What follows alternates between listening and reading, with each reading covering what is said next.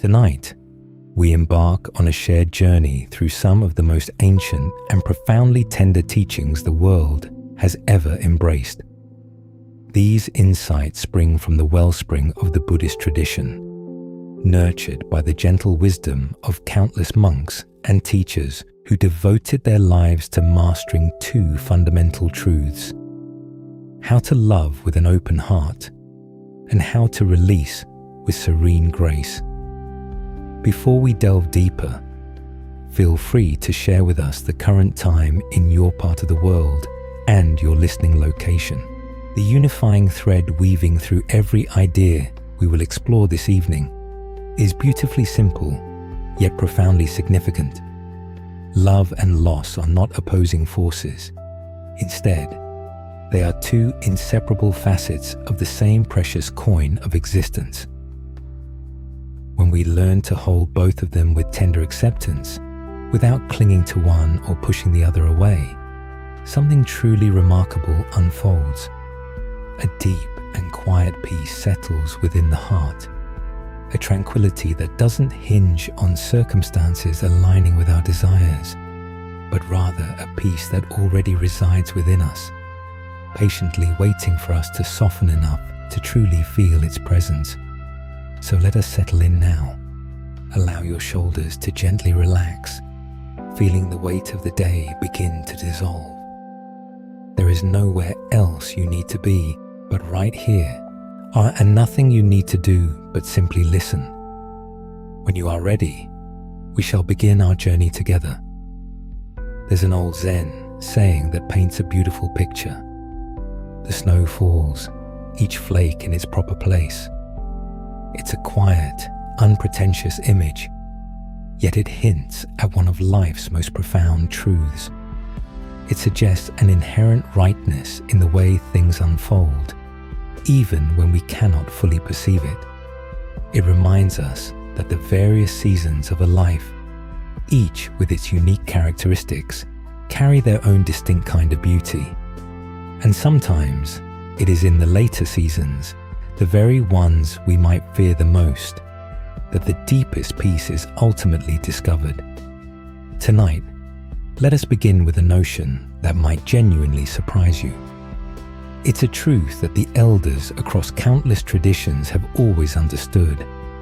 Happiness, true happiness, and the kind that resonates deep within our very being, often grows stronger as we age. This isn't because life magically becomes easier, nor because the waves of loss cease to arrive. Rather, it's because somewhere along life's winding path, the heart learns a profoundly different way to embrace all that it is given. This understanding marks the true beginning of our journey. In the rich tapestry of the Buddhist tradition, there exists a beautiful phrase that encapsulates the sheer fullness of a human life. It speaks of the 10,000 joys and the 10,000 sorrows. Notice, it's not 10,000 of one and none of the other. It is both, always both. These myriad experiences are woven together like intricate threads in a finely made cloth, so tightly intertwined that you cannot pull one thread free without inevitably disturbing the entire fabric. And when we are young, there is a common belief that happiness equates to successfully finding all the joys and skillfully avoiding all the sorrows. We dedicate immense energy to this pursuit, meticulously crafting plans and strategies. We eagerly chase after whatever feels good and instinctively flee from anything that promises pain. And truly, there is nothing inherently wrong with this. It is a very natural aspect of the human experience.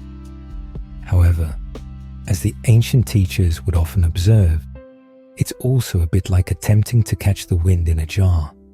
You might spend a lifetime at it, but the wind, by its very nature, will always find its way out. Yet, as the years gently pass, something begins to subtly shift. Not for everyone, and certainly not all at once, but for many, there comes a quiet turning inward, a profound softening. It's as if the heart having been stretched wide open by so many years of experiencing both joy and sorrow alike, simply begins to relax its tenacious grip. One revered ancient teacher once described this phenomenon in a way that resonated deeply with all who heard it. He explained that happiness, genuine happiness, is not something that is dictated by external events or what happens to us from the outside. Rather, it is something profoundly deep and inherently human, an almost mysterious quality that begins to blossom from within when we finally cease fighting the natural flowing rhythm of life itself. The Buddhist tradition refers to this profound insight as the wisdom of impermanence, and contrary to what it might initially sound like, this is not a sad teaching at all. In fact, it is one of the most liberating truths a person can ever come to understand. Let us sit with this teaching for a moment, for it is indeed the golden thread that runs through every facet we will explore tonight. Impermanence, in its simplest essence, means that everything is in a constant state of flux and change. The weather patterns shift, the seasons gracefully turn. The body you inhabited at 20 is certainly not the body you possess now, and it will undeniably transform again in another 10 years. The people around you evolve. Your own feelings fluctuate, sometimes from 1 hour to the next. The entire world itself is in constant gentle motion, much like the surface of a vast lake that is never truly still. Now, when we are young, this reality can often feel quite frightening. We yearn for things to remain fixed. We desperately wish for the people we cherish to stay exactly as they are. We desire our health, our strength, and our most beloved pleasures to last an eternity. And when they inevitably begin to change, as they always do, something deep within us instinctively tightens. We grip harder. We try with all our might to hold on. But here lies the profound discovery made by the elders, and so gently illuminated by the Buddha more than 2,000 years ago. It is the very act of gripping that causes the pain, not the inherent changing itself.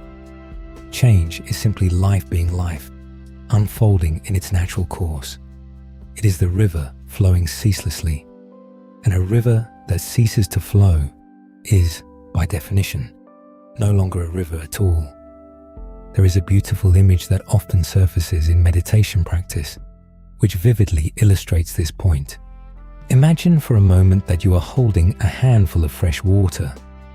If you keep your hand open and relaxed, the water rests there, shimmering, alive. You can feel its cool sensation. You can watch the light dance playfully on its surface. But the very instant you clench your fist, attempting to keep it captive, it slips through your fingers and is gone. This happens not because the water was cruel or unfair, but simply because that is the intrinsic nature of water. It flows. And paradoxically, the hand that allows it to rest gently, openly, is the hand that ultimately gets to feel it the longest. This is precisely what begins to occur naturally and quietly as we navigate through the many seasons of a lifetime. We start to realize, not just as a fleeting idea, but as a deeply felt knowing in our very bodies, that holding on does not, in fact, prevent things from changing. It only serves to make the inevitable changing hurt all the more. And so, with a newfound tenderness, the hands begin to open. There's an old Zen story about a young monk who spent countless years earnestly striving to comprehend the true nature of suffering. He meticulously studied the great sacred texts. He sat in silent meditation for long, arduous hours. He engaged in deep debates with his revered teachers and fellow students. And yet, the elusive answer continued to escape him. One serene morning, as he walked through the monastery garden, he encountered the head gardener, a very old woman who had tended the grounds for longer than anyone could remember. She was kneeling gracefully in the rich soil, meticulously pulling weeds with quiet, focused care. "May I ask you something?" the monk inquired softly. "Of course," she replied, without even looking up from her task. "I have studied for many years and still I do not understand," the monk confessed. "What truly is the root of suffering?" The old gardener gently sat back on her heels and looked at him with eyes that held immense kindness. Then she held up a small plant she had just uprooted, its delicate roots still tangled and gripping clumps of earth. "Watch," she said, her voice soft. And she then very gently shook the soil from its roots until they hung freely and openly. "That," she simply stated, "is all there is to it." "The roots grip because they are afraid of falling," she continued, "but the earth was never going to drop them. It was holding them, providing support, armed the whole time." She carefully placed the plant in a new spot in the garden, patting the soil around it with her weathered, wise hands. "We suffer," she murmured, "because we grip what is already holding us." The monk stood there for a long moment, feeling something profound loosen in his chest, as if a great weight had been lifted. He later recounted to his teacher that in that single, fleeting moment, kneeling in the fragrant garden beside an old woman who smelled of fresh earth and warm sunlight, he understood more about the nature of suffering than he had in all his cumulative years of diligent study. This profound simplicity is the very essence of the wisdom we are contemplating tonight. It does not primarily originate from books, although books can certainly illuminate the path.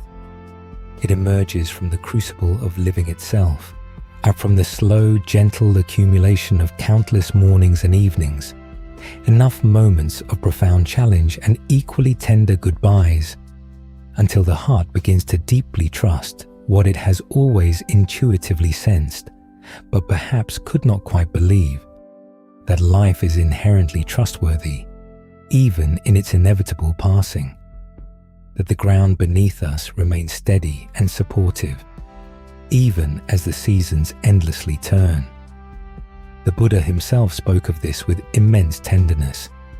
He famously said, "All conditioned things are impermanent. Work out your own freedom with diligence." Yet, there is a profound warmth beneath those words that we can sometimes overlook if we read them too quickly, too superficially. He was not asserting that life is bleak or sorrowful simply because nothing lasts forever. Quite the contrary, he was revealing that when we genuinely grasp the transient nature of all things, something truly remarkable blossoms within us. We begin to taste each fleeting moment more fully, more deeply. We start to perceive how incredibly precious this life truly is, not in spite of its impermanence, but precisely because of it. Consider it in this way. If the delicate cherry blossoms were to bloom all year round, we might walk past them without ever granting them a second glance. But because they grace us with their beauty for only a few short, precious days each spring, we instinctively pause. We look intently. We feel something within our chest gently open. We take them in with our entire being, because we know with quiet certainty that they will soon be gone. Their exquisite beauty is not separate from their brief passing. Indeed, their beauty is made all the more vibrant and poignant by it. This is the extraordinary gift that the wisdom of impermanence bestows upon us. It's not a grim, foreboding reminder that everything will eventually be taken away. Instead, it is a gentle, loving invitation to fully inhabit the here and now, to truly be here, to allow this present moment, whatever it may encompass, to be entirely enough. And this is precisely why, as the years unfold and the heart has been stretched open by sufficient joy and sufficient sorrow, many people discover a profound happiness that their younger selves could never have possibly imagined. It is not the happiness that comes from constantly getting what you want. It is rather the deep contentment of being fully present with what is. And that kind of happiness does not depend on external circumstances. It doesn't demand perfection from life. It simply rests in the quiet, unfolding miracle of being alive. Let us now delve into a story that beautifully embodies this profound teaching. There once lived an old traveler who had journeyed a very long and winding road. He had traversed lush green valleys in the vibrant springtime, where wildflowers grew in thick profusion along the path, and the air hummed with the industrious buzz of bees. He had walked through the golden, intense heat of summer, through bustling towns and serene villages, through seasons of abundant harvest, when ripe fruit hung heavy on the trees and laughter flowed effortlessly. He had journeyed through the breathtaking beauty of autumn, and when the leaves transformed into brilliant hues of crimson and gold, then gracefully let go, drifting down to softly rest upon the earth. And he had walked through many winters, some of them bitterly cold, others long and seemingly endless, when the familiar path was obscured by snow and ice, and the sky remained a uniform grey for weeks on end. One tranquil evening, a curious young man encountered the old traveller at a cosy inn and sat down beside him by the crackling fire. "You have been walking a long time," the young man observed. "You must have seen a great deal." "Indeed I have," the traveller replied, his voice calm and seasoned. "Then tell me," the young man urged, leaning forward with undisguised eagerness, "which season was the best? Which stretch of the road held the most happiness?" The old traveller offered a quiet smile. "I'm the kind that emanates not from cleverness or quick wit, but from something far deeper, from a lifetime of lived experience." He gazed into the dancing flames of the fire for a long moment before finally answering. "When I was your age," he began, "I loved the springtime best. Everything felt fresh and new, brimming with promise. The world felt utterly full of potential, and I spent much of my energy trying to grasp and hold on to that exhilarating feeling, trying to keep spring from ever becoming summer, trying to prevent summer from ever turning to fall." He paused, his gaze still on the fire. "But as I walked further and the seasons continued to turn, as they always inevitably do, something within me began to subtly change. I stopped waiting anxiously for the good season and dreading the hard one. I stopped trying to hold on to the warm days just a little longer. And when I finally did that, the strangest thing happened." "What?" asked the young man, captivated. "I began to simply enjoy the walk itself," the old traveller said, his words resonating with profound simplicity. "Not just the sun-drenched stretches, but the entirety of it. I started noticing things I had never truly noticed before. The way the rain created a rhythmic melody on the leaves, the way the cold air made my breath visible, like a small, fleeting cloud rising from my lips, the unexpected kindness of strangers on a dark and lonely night, the comforting feeling of finally arriving somewhere warm and welcoming after enduring a long exposure to the biting wind." The young man fell quiet for a moment, thoughtfully watching the fire. "But what about the winters?" he eventually asked. "The hard stretches, the parts of the road that were cold and solitary. Did you not wish those away?" The old traveller considered this, the fire crackling softly between them, its warmth a gentle presence. "At first, yes," he affirmed. I wished them away with every fiber of my being. I cursed the relentless cold. I pleaded with the sky, asking when spring would finally arrive. I walked faster, hoping to somehow outrun the hard stretches. He chuckled softly, a sound rich with understanding. But winter, you see, does not care how fast you walk. It takes its own time, unfolding at its own pace. So what changed? The young man pressed. I stopped running from winter, the traveler replied. I allowed it to be cold when it was cold, and I accepted that the path would be hard when it was hard. And do you know what I discovered then? The young man shook his head, leaning in closer. That winter has its own unique beauty, its own profound quietude, the traveler explained. There is a stillness in the cold that you simply cannot find in any other season. And there were people I met on the winter road, kindred spirits who were also navigating their own hard stretches. And the companionship we shared, the unspoken understanding, was warmer than any summer day. He looked at the young man with gentle eyes. The happiness I possess now is not the happiness I experienced in spring. It is quieter, deeper, more resilient. It does not depend on the weather or external conditions, and I would not trade it for anything in this world. This, then, is the quiet secret that the elders carry within them. Not that life eventually becomes painless, but that something profound within us learns to hold pain differently, more gently, with less resistance and more tenderness. And in that very gentleness, a spaciousness opens up, a remarkable and abiding peace. In the Zen tradition, there is a teaching that beautifully asserts, the flower that blooms in adversity is the rarest and most beautiful of all. This is not a teaching that champions stoicism or simply enduring pain with a stiff upper lip.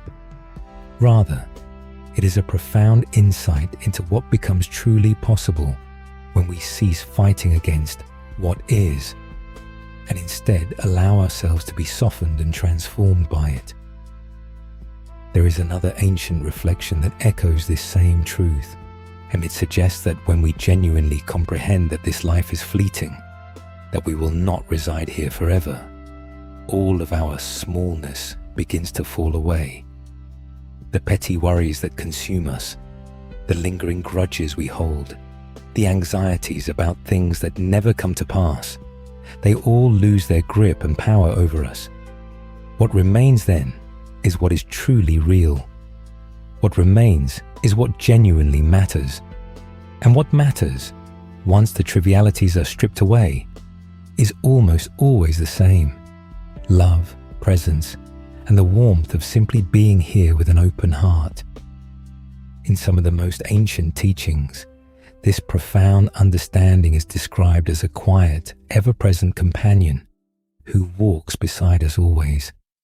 Not a fearful presence, nor anything dark or heavy, but a gentle, steady reminder, as close as our own shoulder, and that this precious life is not forever. And precisely because it is not forever, it becomes infinitely more precious. When we allow this gentle companion to walk alongside us, something transformative shifts in the way we navigate our days. We cease postponing the important things. We stop saving our kindness and compassion for some elusive, better time. We stop waiting for perfect conditions before granting ourselves permission to be happy, because we know, in a way that transcends mere thought, that this is the time. This is the moment, and it will not come again. There is a profound tenderness in this knowing, not a sadness, but a deep, poignant tenderness. It's the same tenderness you might feel while witnessing the last golden light of a sunset, or gently holding a sleeping child, or listening to a piece of music that moves you in ways you cannot articulate. It is the tenderness of being fully present, fully awake, intimately aware that what you are experiencing is both exquisitely beautiful and inherently passing. The great Japanese poet who masterfully crafted haiku understood this truth intimately. He once penned a verse about the deceptively simple act of noticing a morning glory blooming on a fence. Nothing grand, nothing overtly dramatic, just a humble flower opening in the soft early light. And yet, in that fleeting image, he perceived the entire arc of life, the complete truth of impermanence, beauty arriving, beauty lingering for a single breath, beauty gracefully letting go. And in his profound seeing, there was a happiness that had absolutely nothing to do with grasping or holding on. And this state of being is not something we need to manufacture or painstakingly achieve. It is rather like something we gently uncover, as if peace and love have always been there, buried beneath layers of busyness, worry, and the relentless effort to control things. And all that is truly required is a willingness to let those hardened layers soften and gradually thin away. The Buddha offered a beautiful phrase for this profound experience. He called it the peace that comes from laying down the burden. And the burden he was referring to is not the burden of life itself. Life is not the inherent problem. The burden is the constant, exhausting effort of trying to force life to be something other than what it authentically is. The ceaseless effort of gripping, resisting, and attempting to control. When that effort finally softens, when those hands at last open, what remains is a feeling of ease that runs deeper than any superficial pleasure or fleeting comfort. It is the profound ease of simply being, of resting peacefully in the very center of this passing, precious life, and finding it, just as it is, to be entirely enough.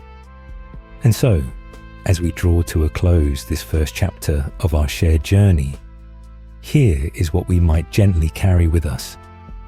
You do not have to wait until you are old to taste this profound peace. The wisdom of impermanence is not solely the possession of those who have lived many decades. It is a gift available to anyone, at any age, who is willing to pause long enough to simply notice. This moment is passing. This very breath is passing. This day, in its unique unfolding, will not come again. And that, surprisingly, is not a cause for sadness. And it is in fact a profound cause for wonder. If you feel comfortable, you might try something very simple right now. Just gently notice if there is anything you are holding tightly to in this moment.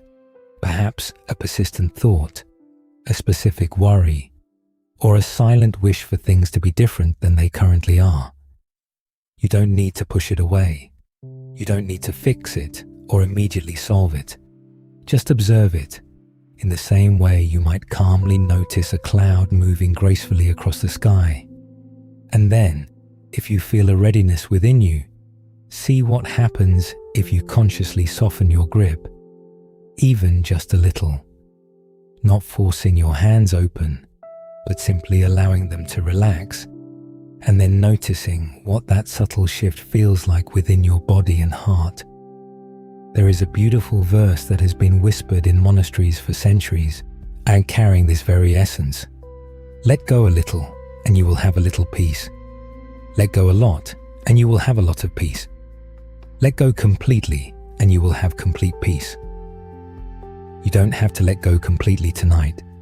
Just a little is enough. Just this much. Let us pause here for a moment. Gently notice how you are feeling. Allow whatever is present to simply be here without judgment or resistance.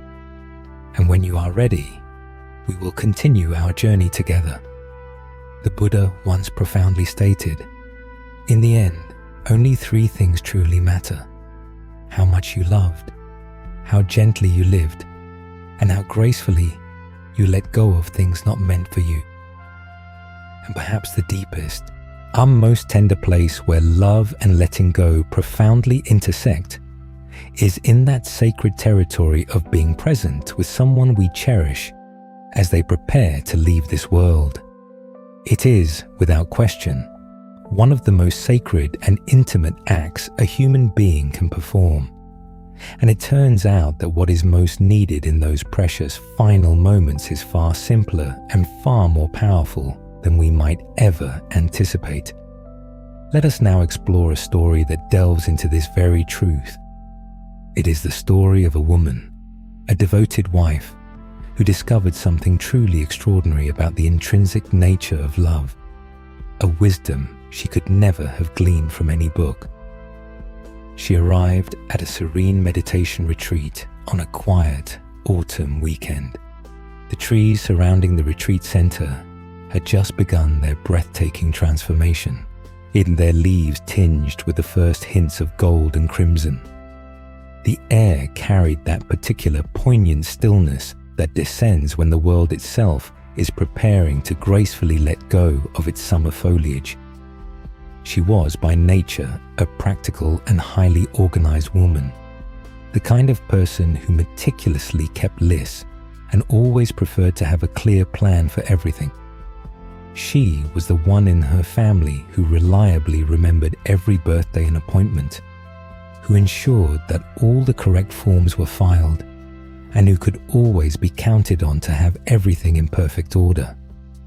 She had come to this retreat with a very specific, deeply personal purpose, though she did not initially share it with the group. Her beloved husband was gravely ill. He had been unwell for some time, and the stark truth that both of them had been circling, and much like one might circle cautiously around a clearing in a dense forest before finally stepping into its open space, was now sitting plainly and undeniably in the room between them. He did not have much longer to live. Perhaps only a few weeks remained. The days ahead, therefore, were impossibly precious and tragically few. Now, her husband was a man of deep, rich feeling, though he didn't always express it in ways the world might conventionally expect. He possessed a quiet, resolute strength and a profound way of seeing things that cut directly through to what was essential. And when it came to this final, ultimate passage, something within him yearned for a different kind of company. He did not desire formality. He did not wish for rituals performed by someone who did not truly know the depths of his being. He simply wanted her, just her, fully present, fully there. And so, with immense trust and love, he had asked her to attend this retreat, hoping she would strengthen something deep within herself that he could always sense when she was truly at her best. A quality of quiet attention, a profound steadiness, and a warmth that sought neither to fix nor manage anything, but simply allowed things to unfold as they were. This profound request was perhaps the most loving act he had ever asked of her, and simultaneously the most terrifying. On the second day of the retreat, she confided in her teacher, confessing the fear that had been gnawing at her and stealing her sleep. She was deeply afraid she would fail him, that when the crucial moment arrived, she would be unable to remain truly present. She feared she would either crumble under the weight of it, freeze in indecision, or retreat into the familiar refuge of busyness, her lifelong coping mechanism for anything that felt overwhelmingly large. "What should I do?" she asked, her voice tinged with desperation. "Should I read specific books? Should I study techniques for being with someone who is preparing to depart? I genuinely want to do this, to learn the right way." The teacher listened with quiet attentiveness, then offered a remarkably simple truth. There was certainly nothing wrong with reading, he assured her. However, what her husband was truly asking for was not a lesson found in a book. What he longed for was her presence, her loving presence. That, the teacher concluded, is all, and that is everything. She returned home from the retreat with a new precious phrase cradled in her heart. It originated from a wise contemplative teacher renowned for his gentle wisdom regarding prayer and presence. The phrase was simply, "I consent," not "I approve," not "I like this," not even "I understand," just "I consent."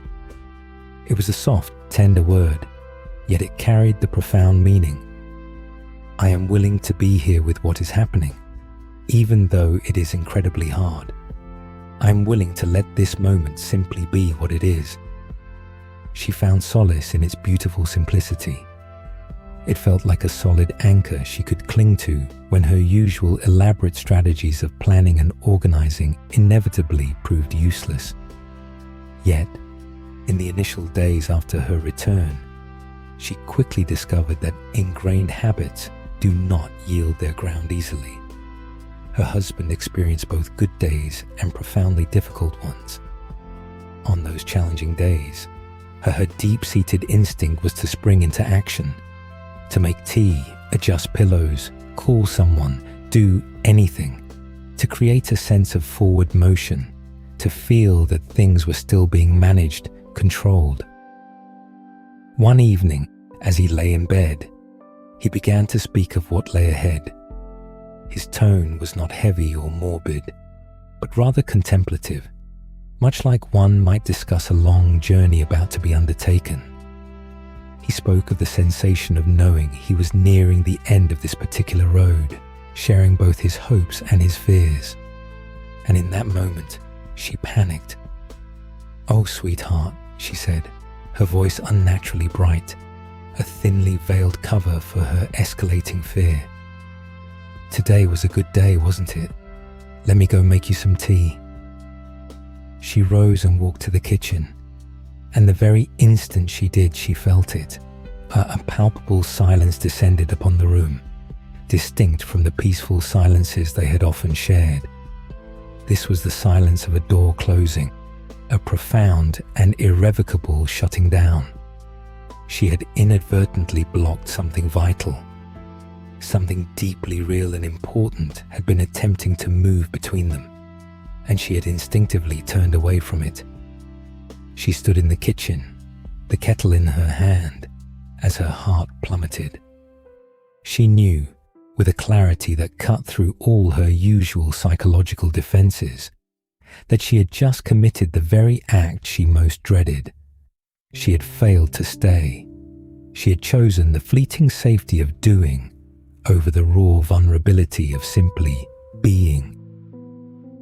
The kettle began to whistle, its shrill sound feeling almost absurdly out of place in the profound stillness that had settled around her.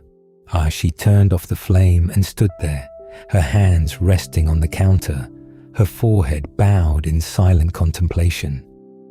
And then, in the quiet solitude of the kitchen, she began to whisper a prayer. Not a formal, structured prayer from a book or a service, but simply the most honest, unadorned words she could find, the kind that emerged from a place deeper than conscious thought. "Please, may I remember loving presence. Please may I remember."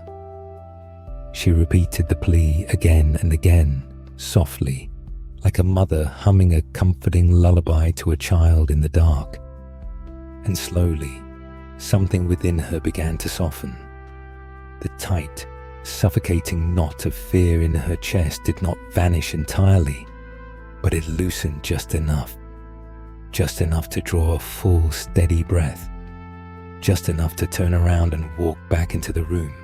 And there is an ancient teaching that posits prayer does not alter the situation itself. Rather, prayer transforms the one who prays. This is precisely what unfolded. Her prayer did not magically erase the difficulty of what lay ahead, nor did it banish her fear or her grief. But it shifted something at her very core. It reminded her, in the place where she most desperately needed reminding, of her true purpose, not to manage, not to fix, but simply to love, simply to be here.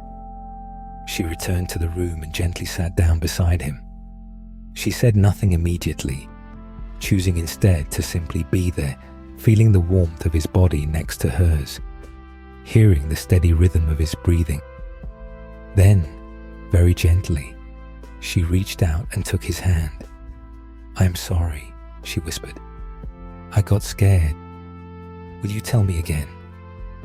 And he did. This time, she stayed. When fear began to surge within her, she silently murmured to herself, "I consent."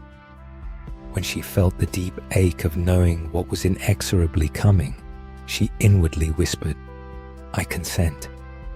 When tears welled up and she instinctively wanted to excuse herself so he wouldn't see her cry, she breathed deeply, she stayed, and she allowed the tears to come. Something truly extraordinary began to unfold in those days and weeks. The more profoundly she practiced this simple willingness, the more she discovered that she no longer needed an elaborate plan. She didn't require instructions or specific techniques. A deeper, intuitive knowing began to gently guide her. She simply knew when to speak and when to be quietly present. She knew when to hold his hand and when to merely sit near him. She knew when he needed to hear her voice and when he needed to hear her sing. It was as if loving presence, once she stopped inadvertently blocking it with her busyness, possessed an inherent intelligence, a profound wisdom of its own. There is an old saying in the contemplative traditions, "The heart knows the way, the mind just draws the map." This is precisely what she discovered. All her diligent planning, all her studying, all her meticulous list-making had been the mind's valiant attempt to draw a map for a journey that only the heart could truly navigate. And the heart's way of navigating was beautifully simple. It just needed her to be utterly here, fully present, without any hidden agenda. Some days, of course, were harder than others. There were long afternoons when he was racked with pain, and every fiber of her being screamed out to fix it, to make it disappear. And there were nights when the fear of what was coming sat so heavily on her chest that she could barely draw breath. In those moments, the words "I consent" were far from easy. They were not light or graceful. Rather, they felt like the arduous task of lifting a great, unyielding stone. But each time she uttered them, each time she consciously chose willingness over ingrained resistance, the stone seemed to grow a little lighter. She also noticed something else remarkable. The more she ceased trying to manage or control the situation, the more her husband relaxed. It was as if he had been unknowingly carrying not only the immense burden of his own fear, but hers as well. And as she softened, he softened in kind. The very atmosphere of the room seemed to transform. The air became easier to breathe when there was more laughter than she would have ever expected, more profound tenderness, more of the small, ordinary, yet deeply meaningful gestures of love that had always formed the real fabric of their marriage. A gentle hand on a cheek, a shared, comfortable silence, a look that conveyed everything without a single spoken word. The intimacy that blossomed between them in those final weeks became something neither of them had ever experienced before. It was as if all the years of their marriage, all the ordinary days of cooking and working and even disagreeing about small things, had been leading precisely to this, to a quality of being together that was completely bare, utterly honest, and profoundly tender. She later confided in a friend, "I genuinely thought those weeks would be the darkest of my life, and in some ways they were. But they were also unexpectedly the most beautiful. I have never loved anyone as fully as I loved him in those days, and I have never, ever felt so deeply loved myself." There is a teaching within the Buddhist tradition that says, "The heart that breaks open can contain the whole universe." This is not a teaching about suffering itself. It is rather a profound teaching about capacity, about the immense possibilities that emerge when we finally cease protecting ourselves from what we truly feel, and instead allow our hearts to expand and be as vast as they truly need to be. This is exactly what happened to this woman. Her heart, which she had so diligently tried to protect, finally broke open. And instead of the devastation she had so deeply feared, she discovered something immeasurably vast. A love that was not dependent on whether her husband stayed or departed. A love that was not attached to any particular outcome. A love that simply was. After he passed away gently in the quiet sanctuary of their home, she shared a poignant reflection with the teacher she had met at the retreat. "He is gone," she said, her voice soft but steady. "But the love, the real love, the profound love that we discovered in those last weeks, that is still here. It has not gone anywhere. I truly believe it was always here, and we just finally stopped being too busy to feel it." There is something within this story that touches the very heart of the Buddhist understanding of love. In the ancient teachings, there is a word, metta, which is often translated as loving kindness. But it is something far more expansive than kindness, as we typically conceive of it. Metta is a boundless quality of warmth and goodwill that is not conditioned by external circumstances. It does not require the other person to be healthy or happy or even physically present. It is a love that flows like sunlight, not because of what it shines upon, but simply because that is its inherent nature. The Buddha taught that this kind of love is not something we meticulously create. Rather, it is something we uncover. It is already present within us, much like warmth is intrinsically present within a flame. We don't have to add anything to it. We merely have to cease blocking its natural flow. And this is precisely what the woman in our story discovered. Not through rigorous study and meticulous planning, or striving to do everything right, but by being courageously willing to stop running, by being willing to stay in the room, by being willing to feel whatever was there to be felt, even when it felt utterly overwhelming.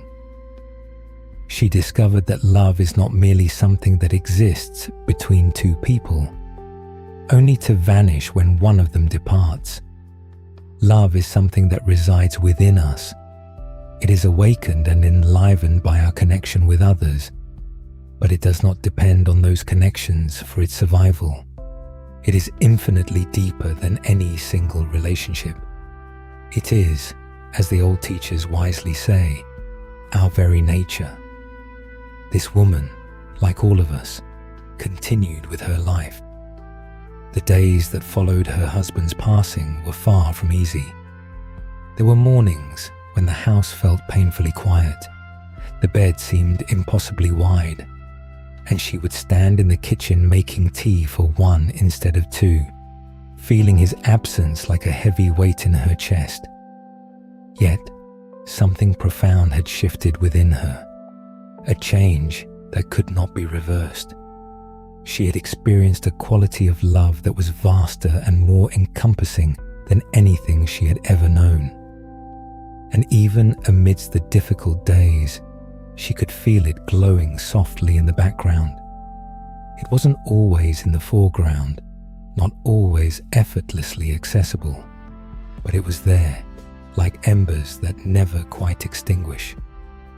She began to notice this love in unexpected places, in the way sunlight streamed across the kitchen table each morning, in the quiet kindness of a neighbor who brought food without being asked, in the comforting sound of rain on the roof at night, a sound that had always been one of her husband's favorite things.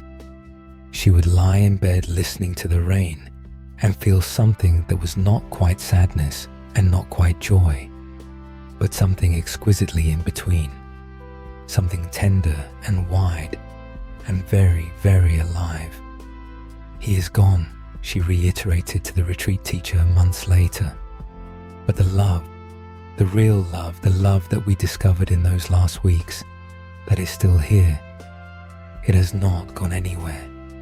I think it was always here, and we just finally stopped being too busy to feel it. There is a beautiful Zen phrase that says, "The moon does not need to implore the lake to reflect its image." In the same way, love does not need to ask us to feel it. It is already shining brightly.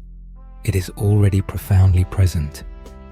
The only question is whether we are willing to be still enough, open enough, and to truly let it in.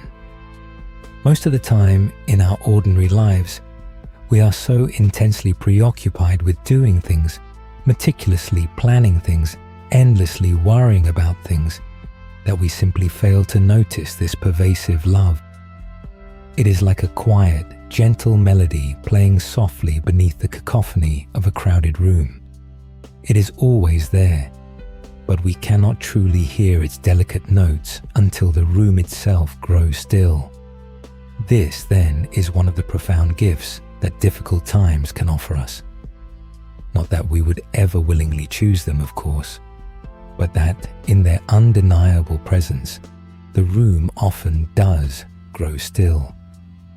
The myriad things that usually clamor for our attention begin to fall away.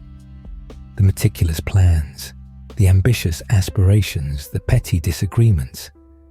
And in that sacred stillness, we finally hear the melody.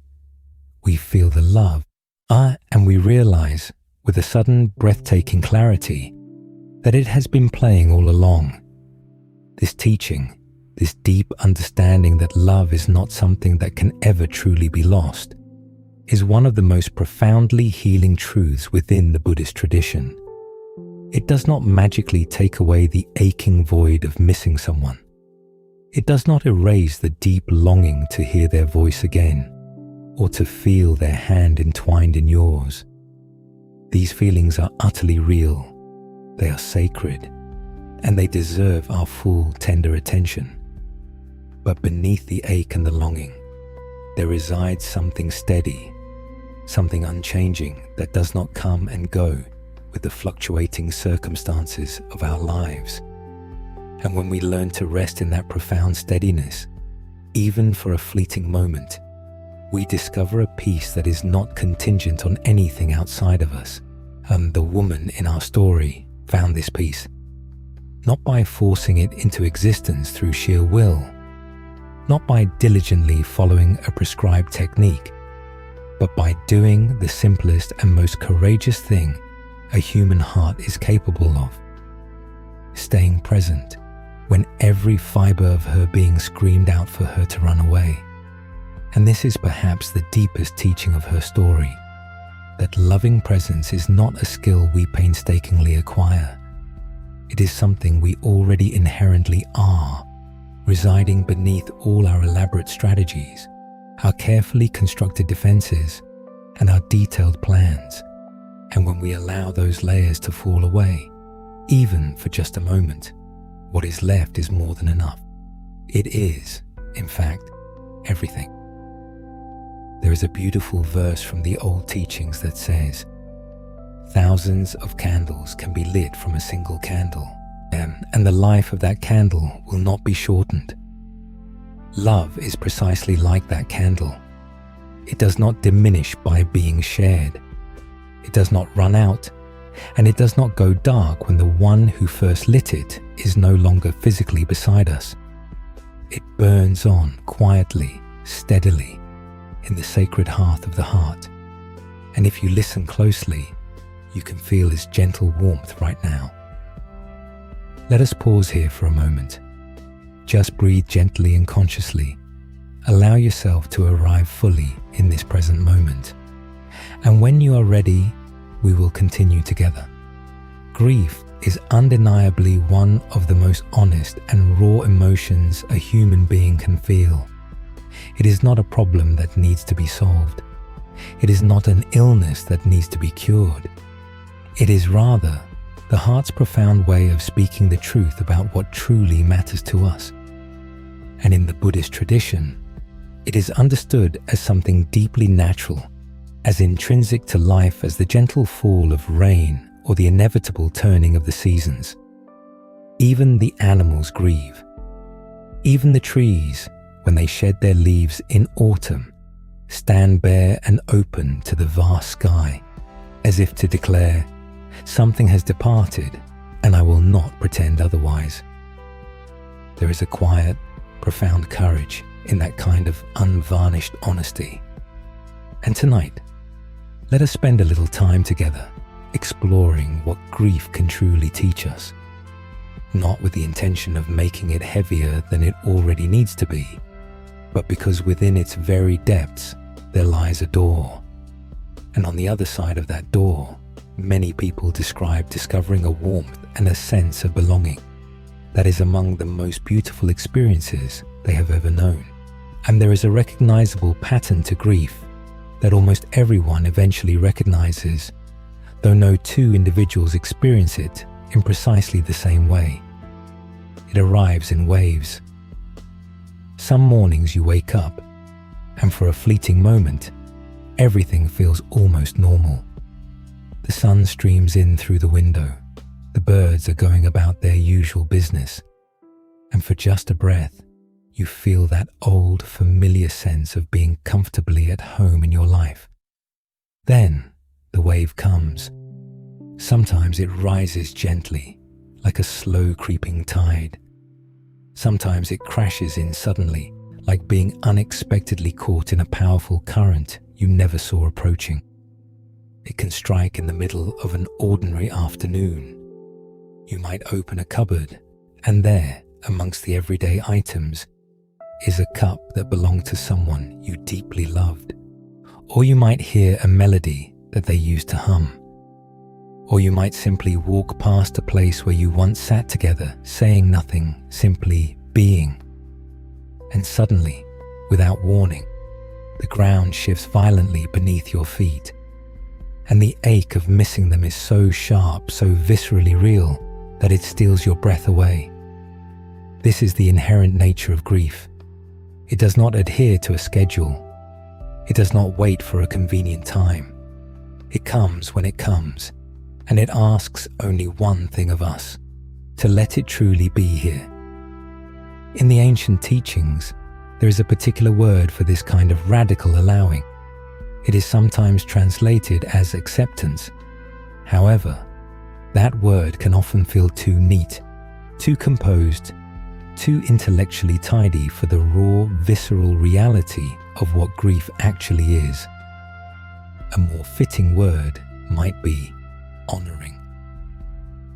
When we grieve, and we are in essence honoring the profound truth that something precious once existed here, and now its form has irrevocably changed. We are honoring the immense love that gave rise to this unbearable missing. We are being utterly honest with ourselves and with life itself in a way that demands true, profound courage. Let us now delve into a story about a man who experienced the loss of someone incredibly dear to him. He had been close to his father throughout his entire life, but particularly so in the later years, when their relationship had mellowed and deepened in that unique way some bonds do, when the years have gently worn away the rough edges and past misunderstandings. They had moved beyond the stage of occasionally misunderstanding each other and had arrived at something far simpler, a kind of quiet, comfortable companionship and an effortless ease.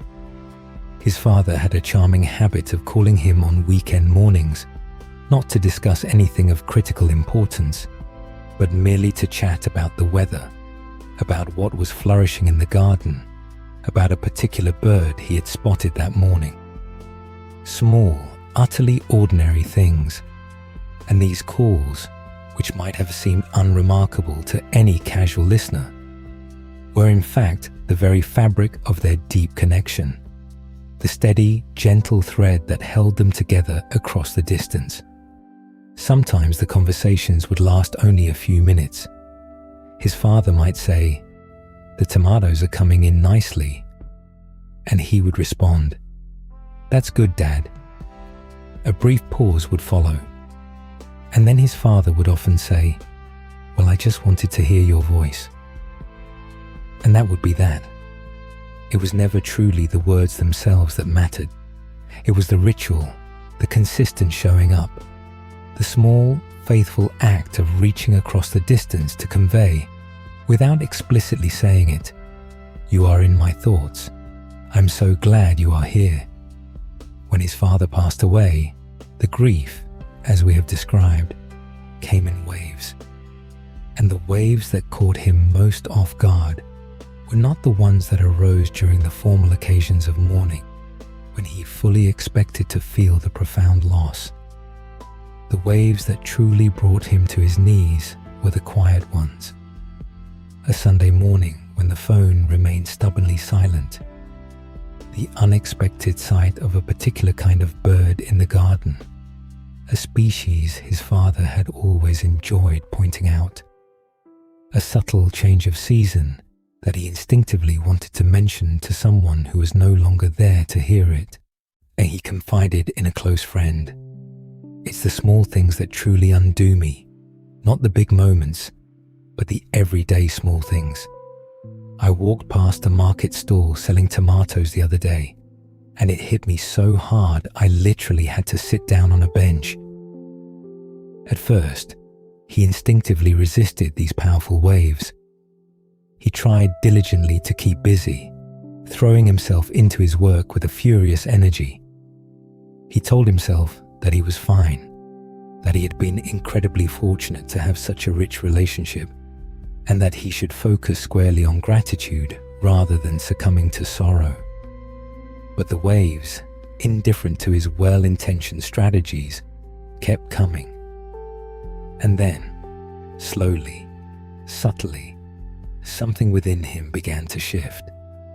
Not because he undertook anything dramatic or heroic, but simply because he grew utterly tired of fighting. He just didn't have the energy to resist anymore. And so, one morning when a wave of grief inevitably came, he simply allowed it. He was sitting in his kitchen with a cup of tea, and he gazed at the phone, and the immense feeling of missing his father rose up in him like water rapidly filling a room. And instead of standing up and frantically finding something to do, he stayed put. He gently set down his cup. He closed his eyes, and he let the grief expand and be as vast as it wanted to be. It was enormous. It filled his chest, his throat, and his eyes. It shook him to his core. And for a few raw minutes, he was nothing but grief itself. Not a person with a job and responsibilities and a plan for the day. Just grief, pure, unadulterated, honest and roaring. And then, something happened that he did not expect at all.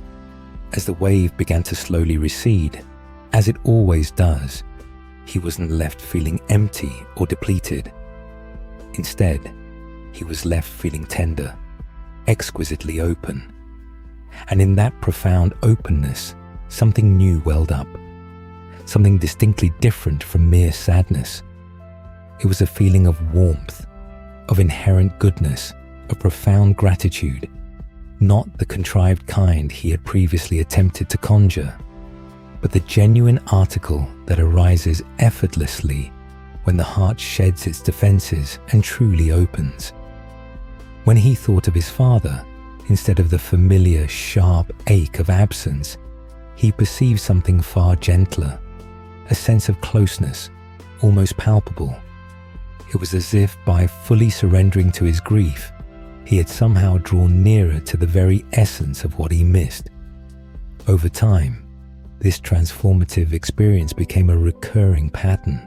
At each wave of grief, when met with honesty and allowed to flow unimpeded, left in its wake a precious residue: love. This wasn't the functional love of having someone physically present to call on a Sunday morning. a love dependent on immediate interaction. It was something quieter, deeper, a love that transcended the ringing of a phone or a physical presence. This love seemed to permeate the very air, to reside in the verdant embrace of the garden, and to shimmer in the particular quality of light on a special kind of morning. He began to grasp, not as a mere intellectual concept, but as a deeply lived experience, that the love itself had not departed when his father did. It had simply shifted its form. There lies a beautiful, often overlooked truth embedded within the word grief, a truth that Buddhist teachings illuminate with striking clarity. We would not experience grief if we had not first loved. Grief and love are not disparate entities. They are fashioned from the same elemental material. When we feel the agonizing ache of someone's absence, what we are truly experiencing is the vibrant love we shared with them, now pressing against the constraints of a vessel that can no longer contain it in its old familiar shape. Consider it in this way. Imagine a river that has flowed steadfastly between two banks for countless years. The water, in its ceaseless journey, has intimately sculpted the banks, and the banks, in turn, have shaped themselves around the water. They have become interwoven, knowing each other with an unspoken intimacy. Then, one day, one of those banks simply vanishes. The water does not cease to flow. It cannot, for that is its inherent nature. But it rushes and churns and spills over its former boundaries, disoriented because the familiar shape it knew, the comforting form that held it, has been irrevocably altered.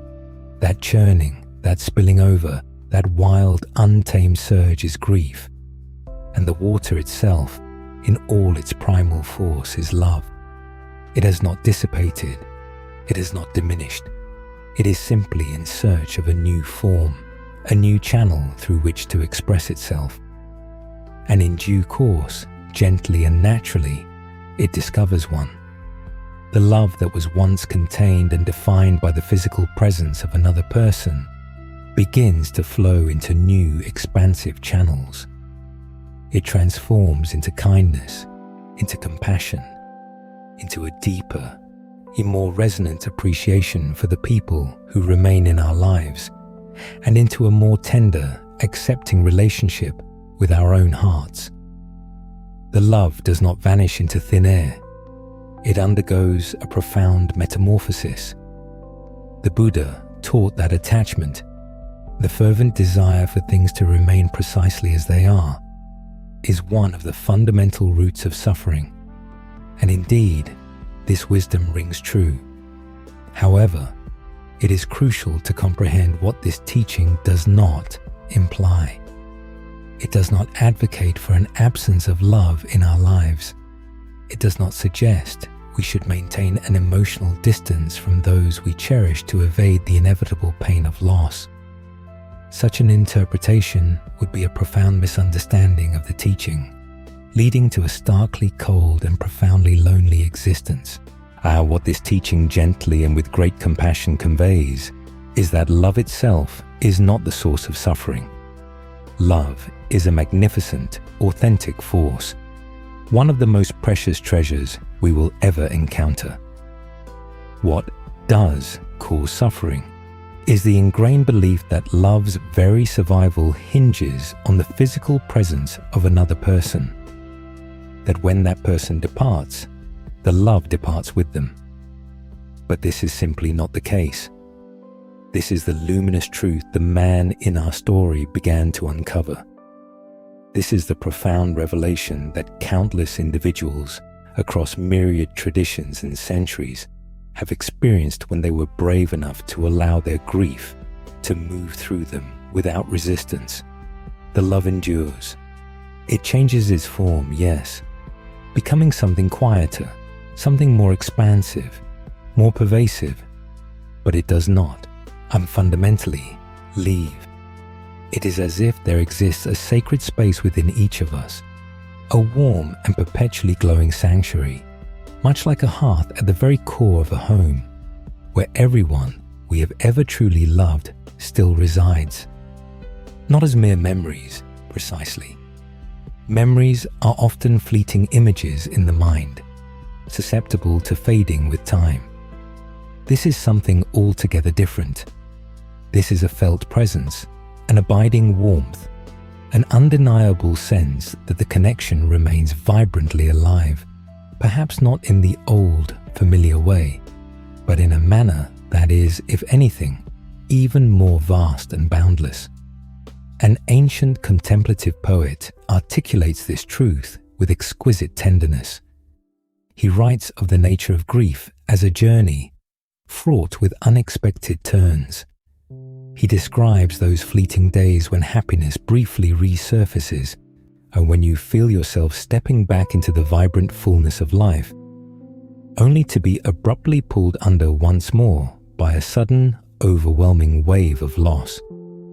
He speaks of the profound difficulty in trusting oneself, precisely because the arrival of the next wave is so unpredictable.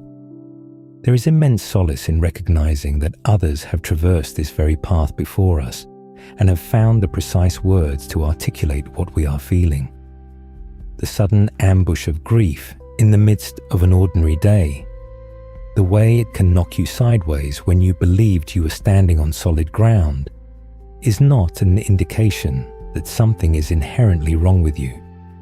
It is quite simply an intrinsic part of the journey itself, a journey that millions of human hearts have walked before yours and will continue to walk long after.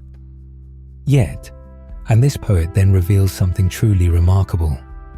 He suggests that if one stays with the process, if grief is permitted to do its essential work without being rushed or forced, a subtle yet profound transformation begins to unfold, gradually, slowly, in its own organic rhythm.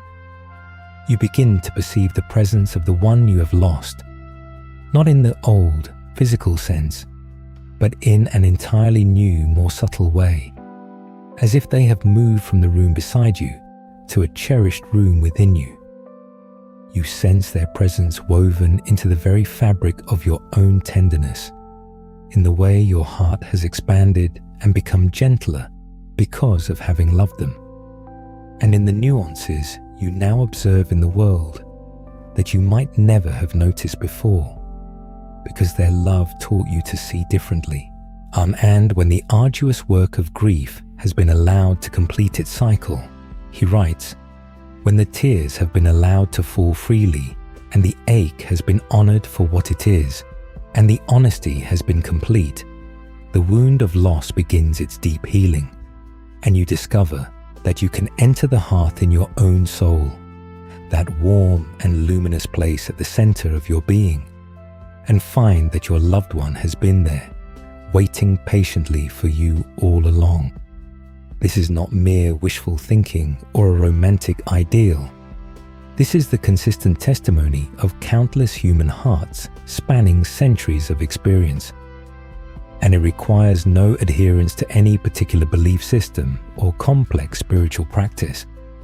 It demands only a courageous willingness to grieve honestly, to allow the waves to come and gracefully recede, and to trust implicitly that what remains when the emotional waters withdraw is not emptiness, but enduring love.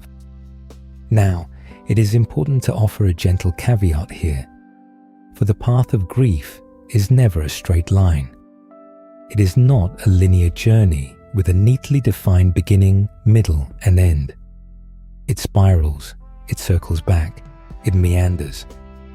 You may believe you have finally attained a measure of peace, and then a year later, or even 5 years later, you hear a particular song or encounter a scent, and a wave of grief washes over you again, pulling you right back into its depths. And that, unequivocally, is perfectly all right. In the Zen tradition, there is a powerful saying, fall down 7 times, get up 8. While often understood as a teaching about perseverance, it can equally be seen as a profound lesson about grief, that the waves will indeed knock you down. That is their inherent nature, and each time you will rise again, not necessarily because of your own intrinsic strength, though that may be present, but because life itself possesses an innate capacity to lift us, if only we allow it. The crucial phrase there is, if we let it. Because the single most significant factor that can render grief unbearable is not the grief itself, but our inherent resistance to it. It is the clenching, the turning away, the insistent self-talk that we should be over this by now, that we should be stronger, or that there is something fundamentally wrong with us for still feeling this way. Let me assure you, there is absolutely nothing wrong with you for grieving. There is nothing wrong with you for missing someone profoundly, or there is nothing wrong with you for crying at unexpected moments, or for feeling a sudden, sharp pang of loss when you believed you were coping just fine. This is simply your heart operating precisely as hearts are designed to operate. It is loving, and love, as we have been exploring tonight, utterly disregards any human timetable. The Buddha once wisely stated, "You yourself, as much as anyone in the entire universe, deserve your love and affection." And this, perhaps, is the most vital truth to remember in the midst of grief. To extend profound kindness and compassion to yourself, to allow the process to unfold for as long as it takes, and to trust that your heart inherently knows what it is doing, even when your rational mind struggles to comprehend. And there is one more essential truth to share about this concept of the heart and the soul. You do not have to postpone feeling its warmth until the grieving process is complete.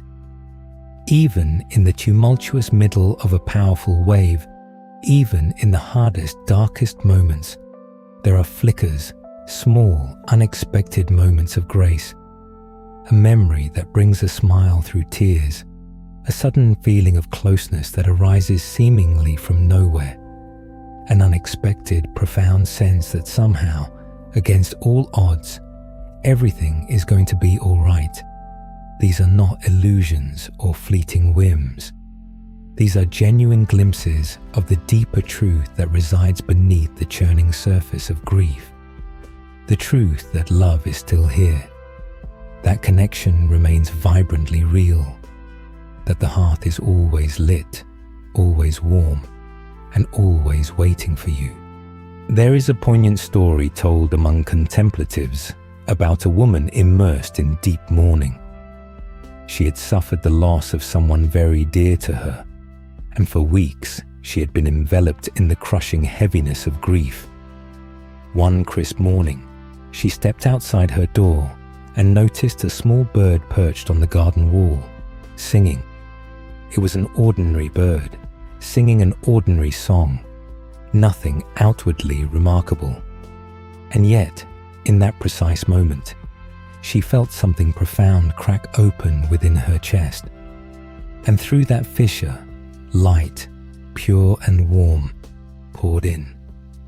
She stood there weeping, not from sorrow, but from something she could not quite articulate.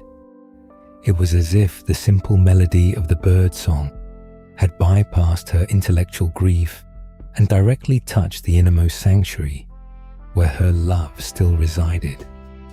And in that touch, she knew with absolute certainty that nothing truly real had been lost. The form had changed, yes, but the love itself was still singing. She returned inside, made herself a cup of tea, and for the first time in weeks, she experienced something akin to peace. Not the absence of grief, but peace. Peace and grief, coexisting side by side, like two old friends who have learned to share a quiet room.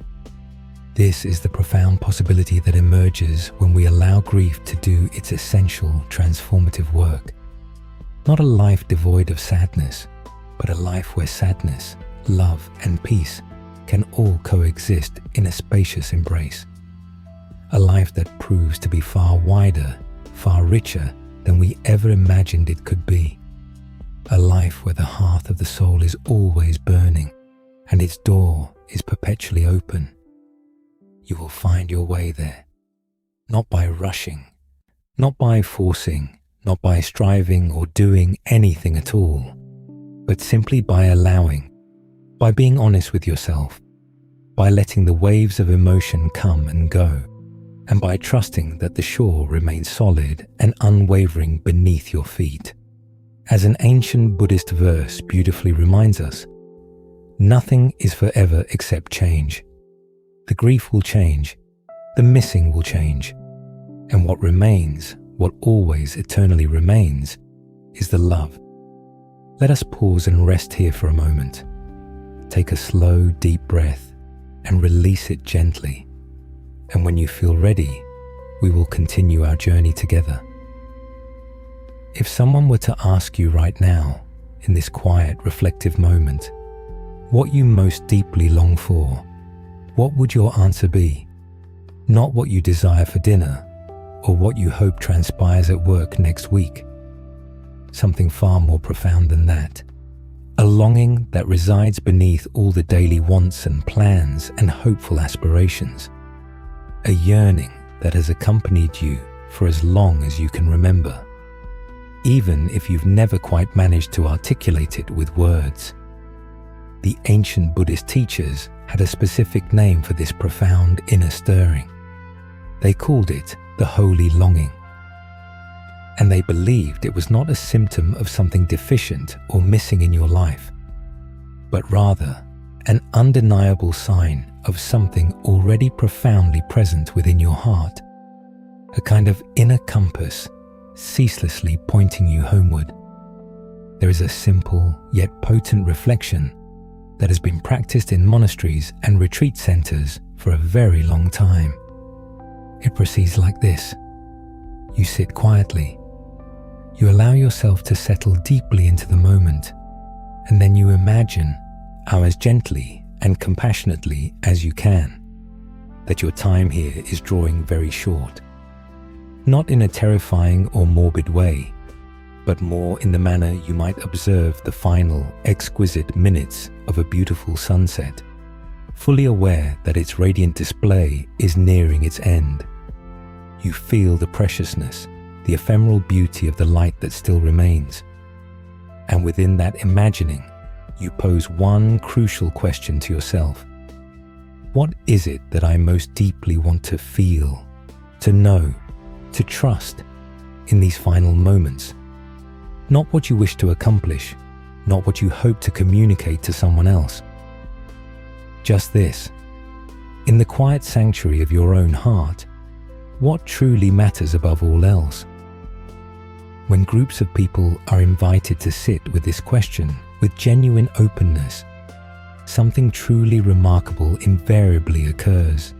The answers, although articulated in a multitude of different words and expressions, almost always converge, pointing in the same fundamental direction. Some people express a longing for presence, simply to be fully here, completely awake, not lost in the endless currents of thought or worry, but utterly grounded in this very moment. Others speak of love, to feel love, to know love intimately, to rest deeply in its comforting warmth. Many articulate a yearning for peace, a profound, unshakable stillness that does not depend on external circumstances unfolding in a particular way. Some express gratitude, to feel the overflowing fullness of everything that has been given and received.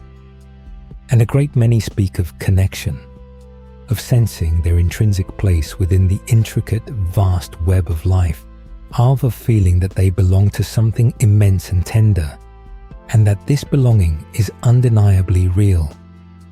What is truly beautiful about these collective answers is not merely what they explicitly state, but what they implicitly do not state.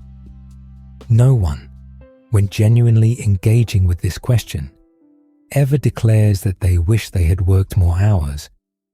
No one expresses a desire to have worried more or argued more, or spent more time attempting to control external situations. No one asserts that they wish they had been right more often. When the protective masks we wear begin to fall away, when the ceaseless busyness of our lives finally drops its pretense, when we allow ourselves to touch the fundamental bedrock of what we genuinely care about, it is always something remarkably simple, something quiet, and something that has been patiently waiting beneath the incessant noise of our lives, much like a smooth stone patiently waits at the bottom of a swiftly flowing stream. The revered Zen master Thich Nhat Hanh once wisely stated, "The most precious gift we can offer anyone is our attention." He taught that when mindfulness lovingly embraces those we cherish, they will truly bloom like vibrant flowers. And what the profound reflection we just explored reveals is that this invaluable gift, this quality of full, loving attention, is not only the most precious offering we can extend to others, it is also crucially the very thing we most deeply yearn for ourselves. Beneath everything, beneath all the striving and the achieving and the endless worrying, what we truly long for is simply to be present, to be fully here, and to deeply feel the life that is actively moving through us in this very moment. And ultimately, to simply know that it is enough. This is what the Buddhist tradition refers to as coming home. It is not about embarking on a journey to somewhere new, but rather about arriving exactly where we have always been. It is about waking up to the timeless truth that has always been present. This is a homecoming that paradoxically requires no external journey.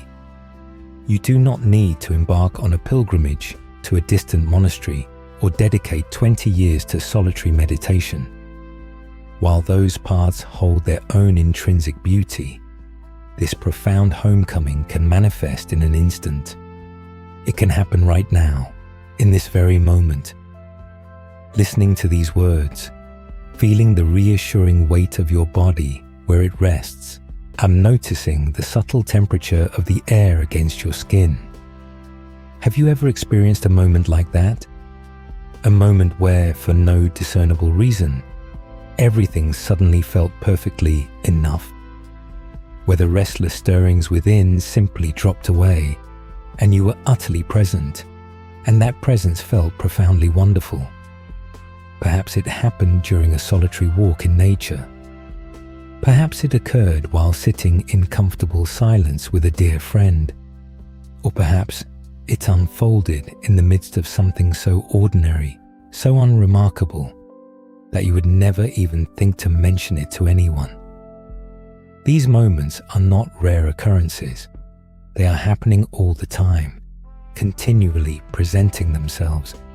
We simply miss the vast majority of them because our minds are often elsewhere, are preoccupied with worrying about an uncertain future, or endlessly replaying the narratives of the past. The holy longing is that wise, knowing part of us that recognizes this truth, that understands we are missing something inherently beautiful, and that gently, patiently, persistently calls us back to the present. There is a beautiful, illustrative image for this. Imagine a fish swimming ceaselessly through the vast expanse of the ocean, frantically searching for water. The fish swims faster and faster, anxiously looking everywhere, its desperation growing with each passing moment. "Where is the water?" the fish frantically asks. "I must find the water." And of course, the water is everywhere. The fish is already in it. It has always been in it. It could not possibly be separate from it, even if it tried with all its might. This, and in essence, is our own situation. The profound presence we long for, the deep love we desperately seek, the elusive peace we tirelessly chase after. These are not things we need to painstakingly find, or painstakingly create, or painstakingly earn. They are already here. They are the very medium in which we live, breathe, and have our being. We are, quite literally, swimming in them right now. The only thing that prevents us from truly feeling and experiencing this is our own ceaseless busyness, our own incessant thinking, our ingrained habit of looking everywhere except right here. There is a simple yet profound teaching in the Zen tradition that states, sitting quietly, doing nothing, spring comes and the grass grows by itself. It is such an unpretentious image, and yet it encapsulates a world of profound wisdom. And the grass does not strain to grow. It does not meticulously formulate a plan. It does not worry endlessly about whether it is growing quickly enough or in the right direction. It simply opens itself to the life-giving sun and the nourishing rain, and growth unfolds naturally, effortlessly, on its own accord. We are far more akin to that grass than we often realize. When we cease our incessant striving and allow ourselves to be profoundly nourished by what is already inherently here, by this very breath, by this precise moment, by this quiet, underlying awareness that is perpetually present beneath the ceaseless currents of our thoughts, something deep within us begins to grow. Not because we have forced it into being, but because we have finally had the wisdom and courage to simply get out of its way. And let us delve into a story that beautifully illustrates this truth. There once lived a woman who had embraced a remarkably full and active life. She was the quintessential individual who was always in motion, always engaged in some form of doing. She managed her household with boundless energy, was deeply involved in her community, and possessed strong opinions, ambitious projects, and meticulously laid plans that stretched out before her as far as she could conceive. Then, one autumn, she fell ill. Not seriously at first, but enough to compel her to slow down, and then slow down even more, and eventually, to her immense frustration, to halt almost entirely. For the initial weeks, she was consumed by restlessness and irritation. She lay in bed, her mind racing, compiling endless lists of all the things she urgently needed to accomplish once she recovered. She made frantic phone calls to friends, issuing instructions and delegating tasks. She worried incessantly about everything that was left undone in her unexpected absence.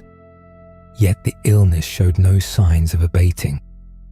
Weeks gradually bled into months, and slowly, almost imperceptibly, and certainly against her formidable will, something profound began to shift within her. She later described it to a trusted friend this way: "At first, I honestly thought I was losing everything. My energy, my beloved projects, my entire way of being in the world. I felt like a sturdy tree being systematically stripped of its leaves, and I fought it. Oh, how I fought it hard." She paused, a distant look in her eyes. "But then one morning, and I woke up very early. The house was utterly still, hushed in the pre-dawn quiet. The first blush of light was just beginning to filter through the window, and I heard a bird singing outside. Just one small bird, and it was, truly, the most beautiful sound I had ever heard in my entire life. I lay there, simply listening, and then I realized I was crying. Not because I was sad, but because I was actually here.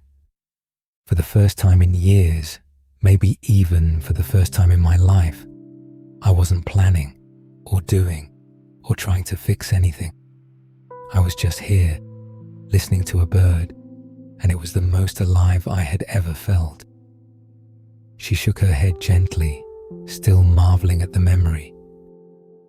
All those years of running around, and the very thing I was unconsciously running toward was right here the whole time. I had just had to get still enough to finally feel it. Her friend then asked her if the illness, with all its hardship, had been worth it for such a profound realization.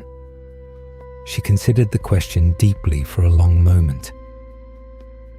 "I would never wish it upon anyone," she said softly, "but I wouldn't trade what I found for anything in the world.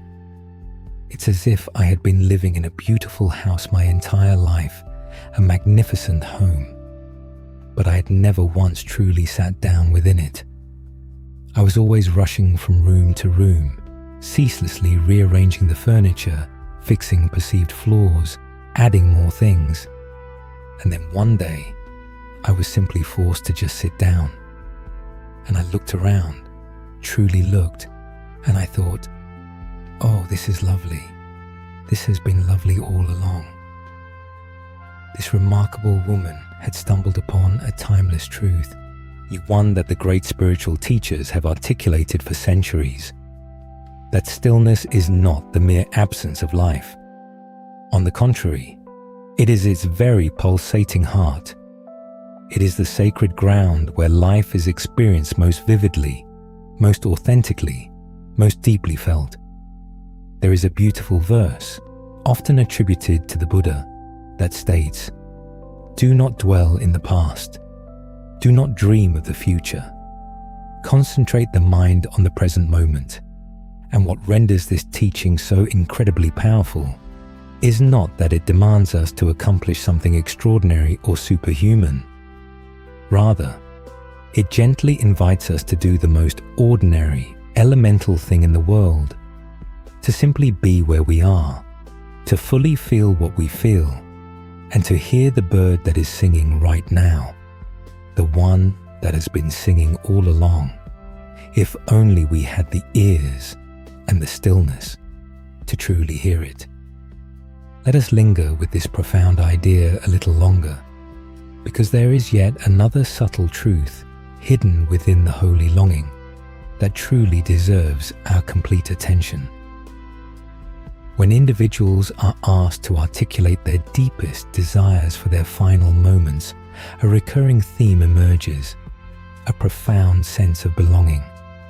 Many express a yearning to feel profoundly connected to something far greater than their individual selves, to be an integral thread in the vast tapestry of life, embracing not only those they personally know, but all humanity, every living being, the silent trees, the flowing rivers, and the distant shimmering stars.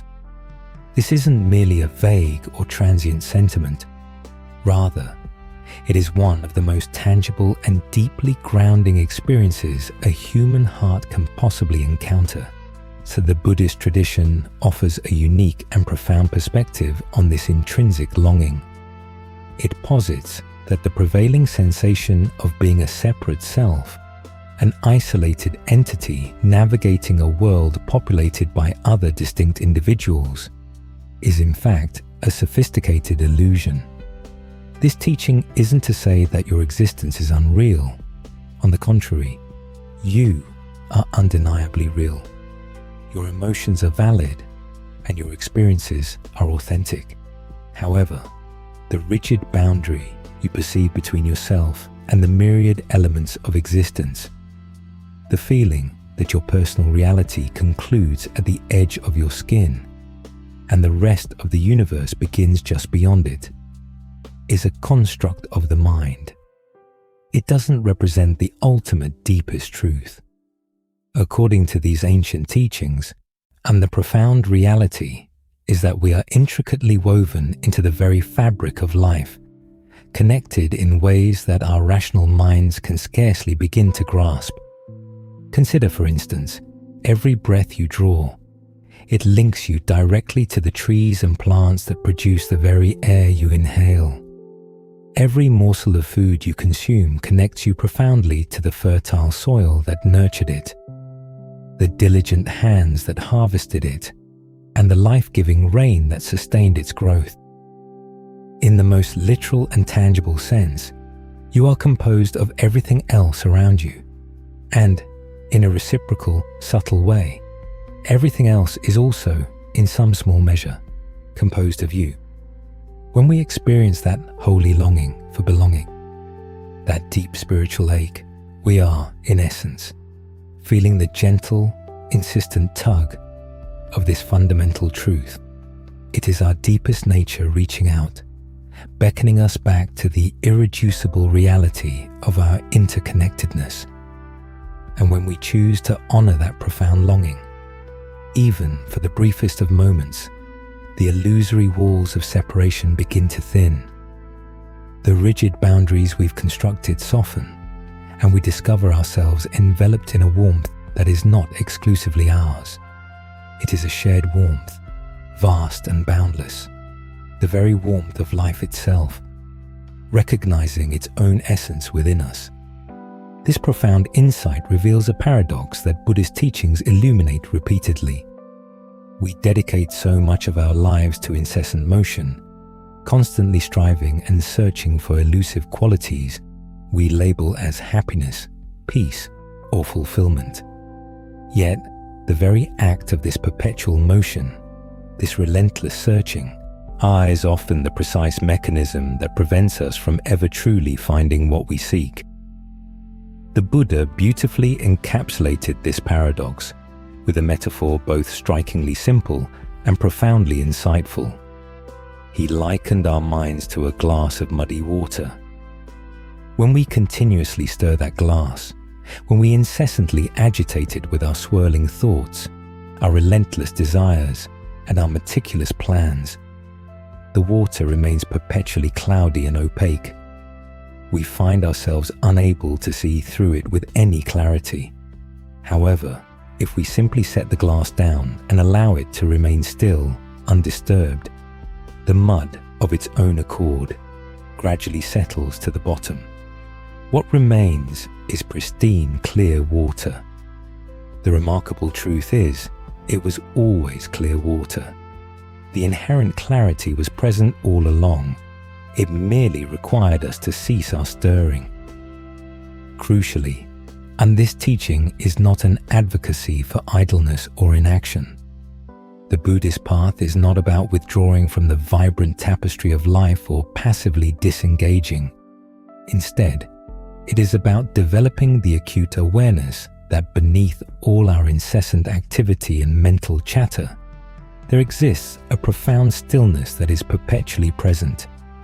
And this stillness is far from empty.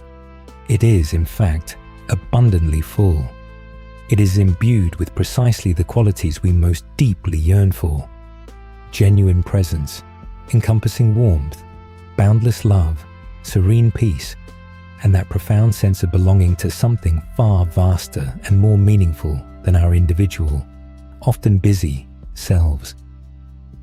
Let us momentarily revisit that holy longing we discussed earlier, for there lies within it an understanding of paramount importance. This persistent yearning, this profound inner pull toward presence, love, and authentic connection is emphatically not a weakness. It is not an indication that something is inherently flawed within you, nor does it signify that your life is missing some vital element. On the contrary, this longing is a powerful testament to your deepest wisdom. It is your heart's ancient and unerring way of remembering what is fundamentally true about existence. Within the Buddhist tradition, a core teaching reveals that our essential nature is inherently awareness and love. It teaches that beneath the intricate layers of personality, conditioned habits, and ingrained fears, there resides a vast, open, and luminous quality. This is who we authentically are.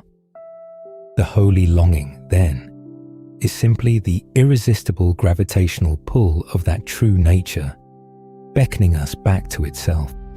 It is much like a mighty river, which, despite all its winding courses, its meandering bends, and moments where it seems to momentarily lose its direction, is always, inevitably, drawn toward the expansive sea.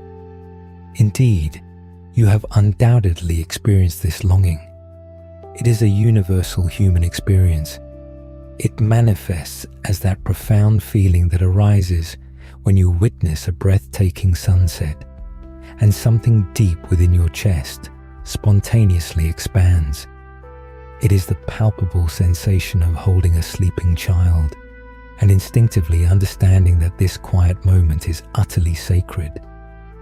It is the sweet ache of beauty that occasionally ambushes you, catching you off guard when a resonant piece of music, a poignant line of poetry, or even simply the way light filters through a window, halts you in your tracks and evokes an unbidden urge to weep for reasons beyond articulation. That distinctive ache is not sadness, not sorrow. Rather, it is a profound recognition. It is your own heart discerning its fundamental nature, acknowledging its inherent vastness, and reconnecting with its intrinsic belonging to something so expansive and essential that human language can never fully encompass it. The 13th century Sufi poet Rumi, who so eloquently penned verses about this very longing, articulated it with exquisite beauty. What you seek is seeking you. This profound declaration echoes the identical truth taught within the Buddhist tradition. The love you tirelessly search for is, in reality, searching for you. The peace you relentlessly pursue is already pursuing you. The presence you deeply yearn to feel is, in fact, I'm already present, patiently waiting for you to simply cease your frantic running long enough to finally perceive it. There is a compelling reason why this particular reflection, this contemplation of our ultimate, final moments, holds such immense power. It is not because it is inherently morbid or frightening. Rather, its potency lies in its ability to strip away all that is ultimately insignificant, leaving only what truly matters. When we genuinely internalize the thought that our time is fleeting, the restless mind ceases its endless list-making. It stops fretting about next week, next month, or even next year. And for just a precious moment, we are able to fully drop into the present, into this very breath, this solitary heartbeat, the vibrant, living warmth of simply being here, in that profound stillness. And we often discover that this is precisely what we have yearned for all along. Not more time, not greater achievements, not more of anything external really. Just this sheer aliveness, this inherent tenderness, this quiet, shimmering awareness of being an inseparable part of something exquisitely beautiful, vast, and impermanent. The Buddha once sagely remarked, "The trouble is, you think you have time." Far from being a harsh or reproving admonition, this is a profoundly tender teaching. It serves as a gentle, compassionate nudge from a wise friend, whispering, "Do not wait. Do not indefinitely postpone the act of living. Do not hoard your love, reserving it for some imagined, better moment. This is the moment. This is the only one." And when we genuinely internalize this truth, even for a fleeting instant, and as something deep within us instantly relaxes, our shoulders subtly drop, our jaw softens its habitual clench, our breath deepens, and we find ourselves effortlessly present in the only place we have ever truly been. In that space, we feel the only thing that has ever genuinely mattered: home. We are already home. Let us simply rest here for a breath, feeling the profound quietude of this moment. And whenever you feel ready, we will continue our journey together. There exists an ancient verse penned by a beloved poet who reflected that every lesson she had ever absorbed throughout her lifetime ultimately converged upon a single, profound truth: that within this life there flows a dark river of loss and on the far bank of that river, one can discover a unique form of salvation. Her understanding of salvation was not grand or theatric. Rather, it was something far more subtle and intimate. It was akin to the experience of traversing a long, dense, and shadowed wood, only to slowly perceive the trees beginning to thin, allowing rays of light to pierce through. In that moment, one realizes that the darkness itself was not the conclusion of the story, but merely the essential passage. This profound revelation lies at the heart of Buddhist wisdom. The very experiences we instinctively wish to avert, the inevitable losses, the ceaseless changes, and the profound acts of letting go that life demands of us repeatedly, are not, in fact, impediments or obstacles on our journey toward peace. Astoundingly, they are the path itself. Indeed, a vast majority of the world's most exquisite creations have blossomed from this very truth. The poems that stir our souls most deeply are seldom penned by those whose lives were devoid of hardship. Instead, they are the profound expressions of individuals who were utterly broken open by experiences they never chose, yet who, in that raw vulnerability, unearthed a tenderness and a clarity they never knew they possessed. Similarly, the melodies that bring unbidden tears to our eyes were not typically composed from a place of complacent comfort. They were forged in the crucible of deep feeling and significant loss by those who discovered that the most profound way to honor what had been taken was to transmute it into something enduringly beautiful. Even the natural world eloquently imparts this wisdom. The revered lotus flower, an enduringly sacred symbol in Buddhism, does not flourish in rich, pristine soil. On the contrary, it takes root in the dense, dark, murky bottom of a pond.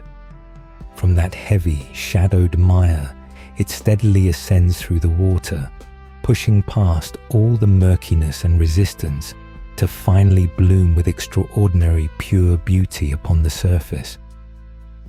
The Buddha frequently invoked the lotus as a potent metaphor for the human heart, not because the heart somehow bypasses or avoids the mud of life, but precisely because it possesses the inherent wisdom and capacity to grow through it.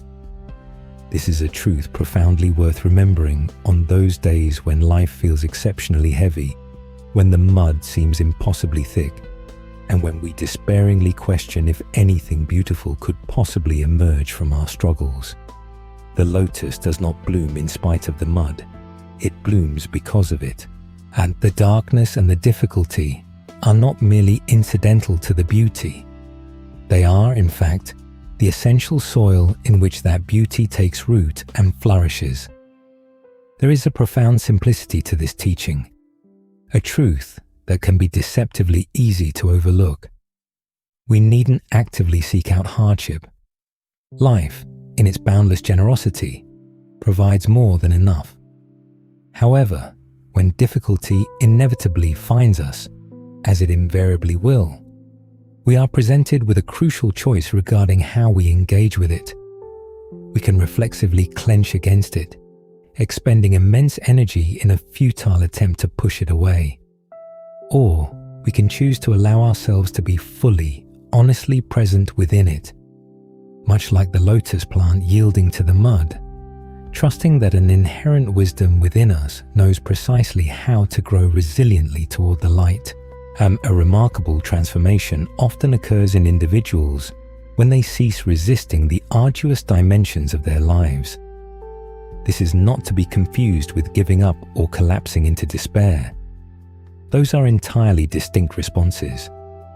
Rather, it happens when they discover a way to greet what is difficult with a quality of open, unguarded presence. In that authentic engagement, something deep within them softens, and a luminous quality begins to shine through. You have likely witnessed this phenomenon in someone within your own acquaintance. Perhaps it was an elderly relative who, in their twilight years unexpectedly blossomed into someone gentler and more profoundly radiant than they had ever been in their younger, busier, and more guarded days. Or perhaps it was a friend who traversed a period of immense hardship and emerged from it not embittered, but somehow more exquisitely beautiful, more authentically real, and more profoundly present. There is an ineffable quality that manifests in individuals who have journeyed through the crucible of loss and consciously allowed that transformative fire to do its profound work.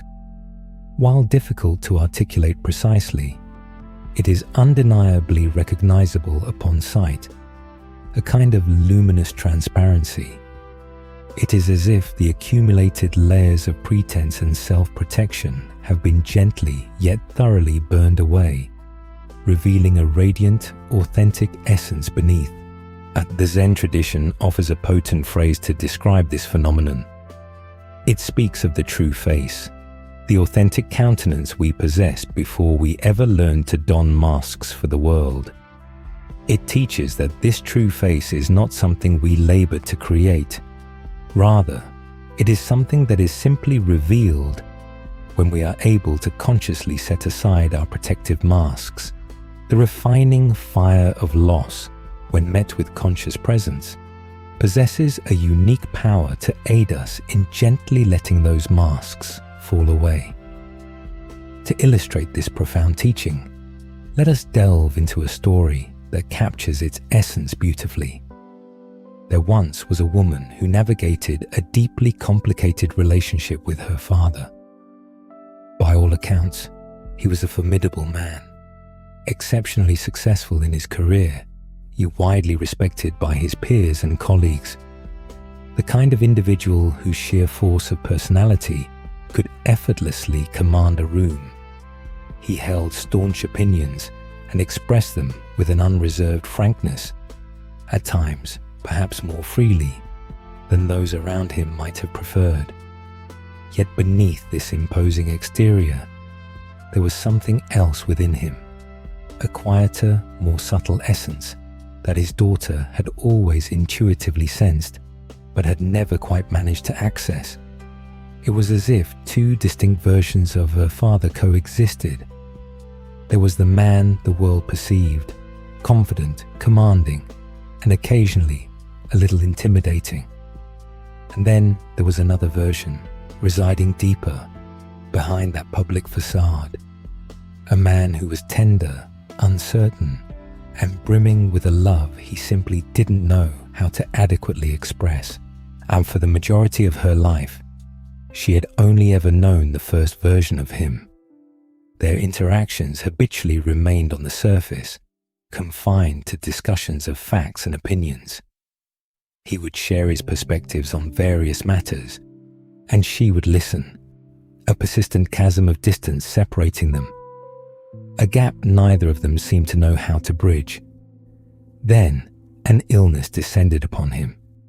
It wasn't a sudden, acute event, but rather a gradual unfolding over several months. As his body began to slow and his world inevitably contracted, something truly extraordinary began to manifest.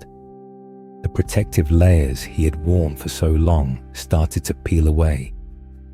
She first observed this transformation in the way he looked at her.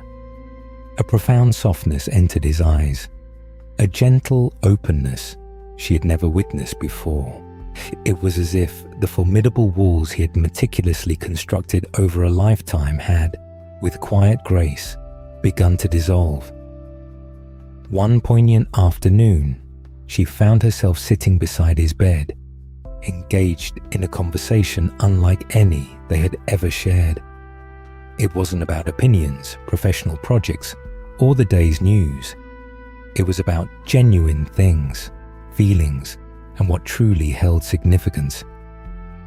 She gathered the courage to ask a question that had long resided within her heart, unspoken.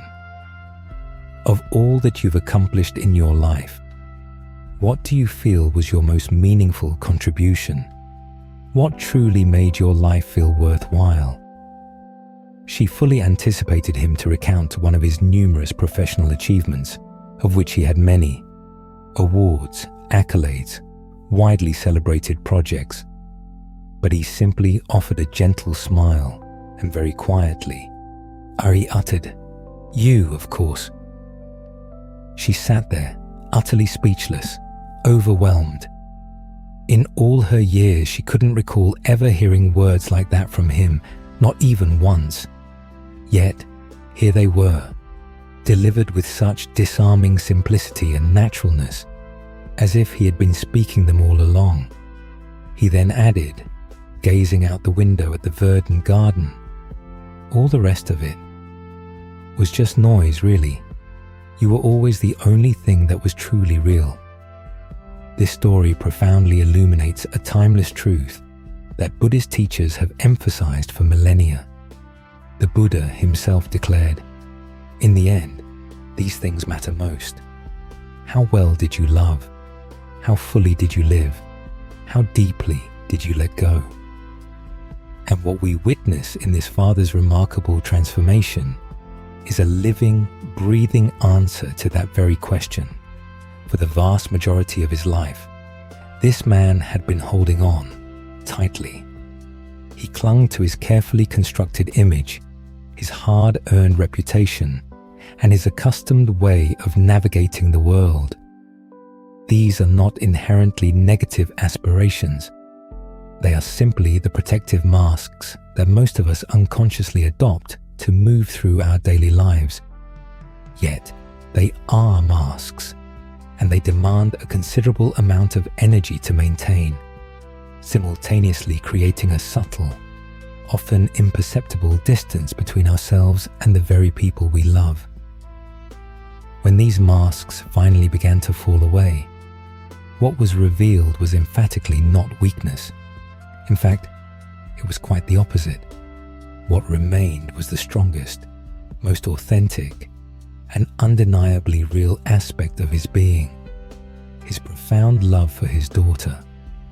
It was a love simple, quiet, and as steadfast and unwavering as the earth beneath their feet. His daughter later reflected on those final weeks, describing them as an unexpected gift she felt she scarcely deserved. She recounted, "I finally met a version of my father that I had always suspected existed, but had never before been permitted to truly know. It was as if, in the profound act of letting go of everything else, he at last became his true, authentic self."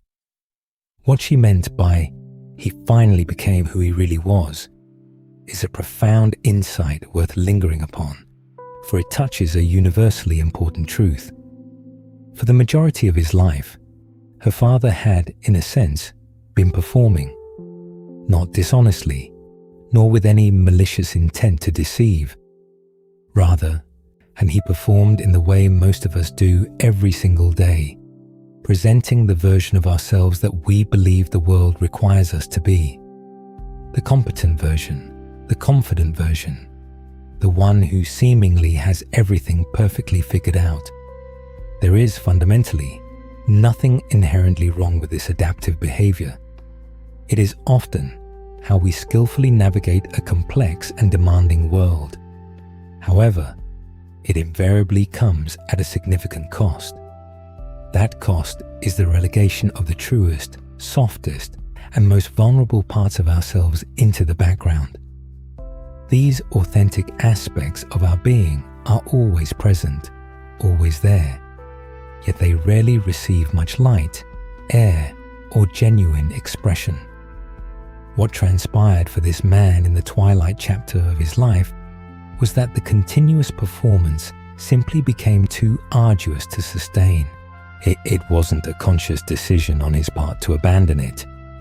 Rather, it dropped away on its own accord, much like a tree gracefully sheds its leaves when autumn arrives. It was, quite simply, time. And what was unveiled beneath that discarded facade? What his daughter perceived when she gazed into those newly softened eyes was not frailty or weakness. It was instead profound beauty, the raw, unadorned beauty of a human heart with absolutely nothing left to prove. She shared one more observation that has resonated deeply with many who have heard her recount this story. She said, "In those last weeks, my father was more truly himself than he had ever been throughout his life. And I realized, with a profound sense of recognition, that I had been waiting my entire life to finally meet him. This, then, is the transformative fire we are contemplating tonight. Not a destructive blaze, nor a fire that arbitrarily consumes without purpose. Rather, it is a refining fire, a gentle alchemical warmth that thaws what has become frozen, that melts what has been clutched too tightly, and that ultimately reveals the pristine essence that was always present beneath the surface. In ancient metallurgical traditions, gold was purified through the intensity of fire. The raw ore, laden with impurities, was subjected to the flame, and the intense heat would meticulously separate the precious metal from the dross.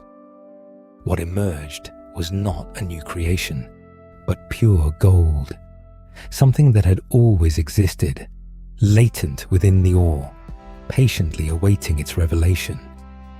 This, then, is the profound potential that loss holds for us, if we allow it to work its transformative magic. This is not to imply that it happens universally or automatically. There is nothing inherently romantic or desirable about suffering itself, and it would be a disservice to suggest that pain is always a gift. Sometimes pain is simply pain, and what it genuinely requires is gentleness, compassionate care, and restorative rest. However, within the experience of loss, there exists a profound possibility that Buddhist teachings earnestly wish for us to recognize. It is the possibility that when we cease our frantic running from what hurts, when we relinquish our relentless efforts to control every aspect of life, and when we permit ourselves to be softened rather than hardened by life's inevitable challenges, something truly luminous begins to radiate through the cracks of our being. There is a widely recognized Zen aphorism that states, "The crack is where the light gets in." And this perfectly encapsulates the essence of what we are discussing. The very places where we have been broken open by life's pressures are not flaws or weaknesses. On the contrary, they are sacred openings, profound windows through which a deeper, more profound truth can finally be perceived and intimately felt. This profound teaching extends far beyond the monumental losses that punctuate our lives. It also encompasses the multitude of small daily acts of letting go that each new day quietly demands of us. The morning that deviates unexpectedly from our plans, the conversation that veers into unforeseen territory, the minor disappointments, and the gentle, unscripted surprises. Each of these moments presents a subtle, yet potent, an invitation to practice the same fundamental principle, to meet what is present, precisely as it is, with an open and receptive heart. Among Zen students, a story is often recounted about a revered teacher renowned for his extraordinary composure. Regardless of the circumstances, he seemed to greet every event with the same gentle, unwavering presence. One day, a curious student approached him, seeking to unravel his secret. The student inquired, "Master, how do you manage to remain so profoundly peaceful, even when things inevitably go wrong?" The teacher paused, considering the question for a moment. Then, with a deliberate motion, he picked up a simple teacup from the table beside him.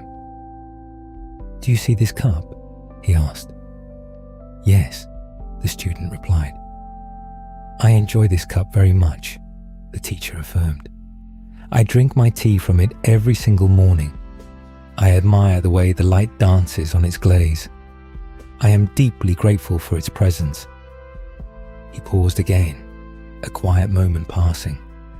"But in my heart," he continued, "the cup is already broken." The student's brow furrowed in confusion. "I don't mean that I expect it to break at any moment," the teacher gently clarified. "I mean that I have already made profound peace with the undeniable fact that it will break. Everything that assumes form will, one day, inevitably change form." He then added, "Knowing this doesn't diminish my love for the cup in the slightest. In fact, it makes me love it even more deeply, precisely because I am not desperately clinging to it. I am simply enjoying it fully, appreciating its beauty completely, while it is here with me." The student remained silent for a considerable time, turning the teacher's profound words over and over in his mind. And then, a moment of profound understanding dawned. He realized that the teacher wasn't merely speaking about a teacup at all. He was speaking about everything. Every cherished friendship, every fleeting season, every new morning, every meaningful conversation, every single beautiful temporary thing that weaves together the intricate tapestry of a human life. When we truly understand and accept that something is inherently passing, we naturally dedicate our full, undivided attention to it. We truly take it in completely. We no longer postpone our appreciation for an imagined future. And within that fully present, ungrasping attention, a profound sense of freedom emerges. A lightness, a joy that is untainted by the shadow of fear. This is because in that moment, there is truly nothing to lose. There is only this moment, and this moment, and this moment, each one utterly complete and perfect in itself. This then is the profound meaning behind the Buddha's timeless teaching.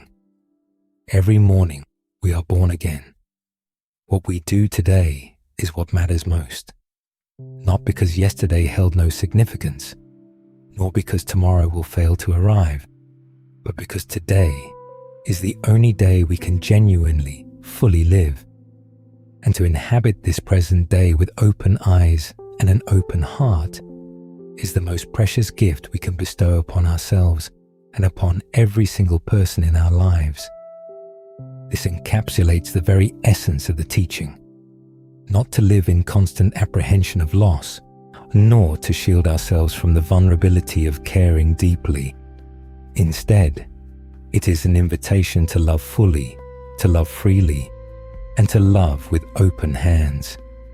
It is about embracing the profound understanding that everything is inherently transient, and that this very impermanence is precisely what imbues each moment with such incredible, irreplaceable preciousness.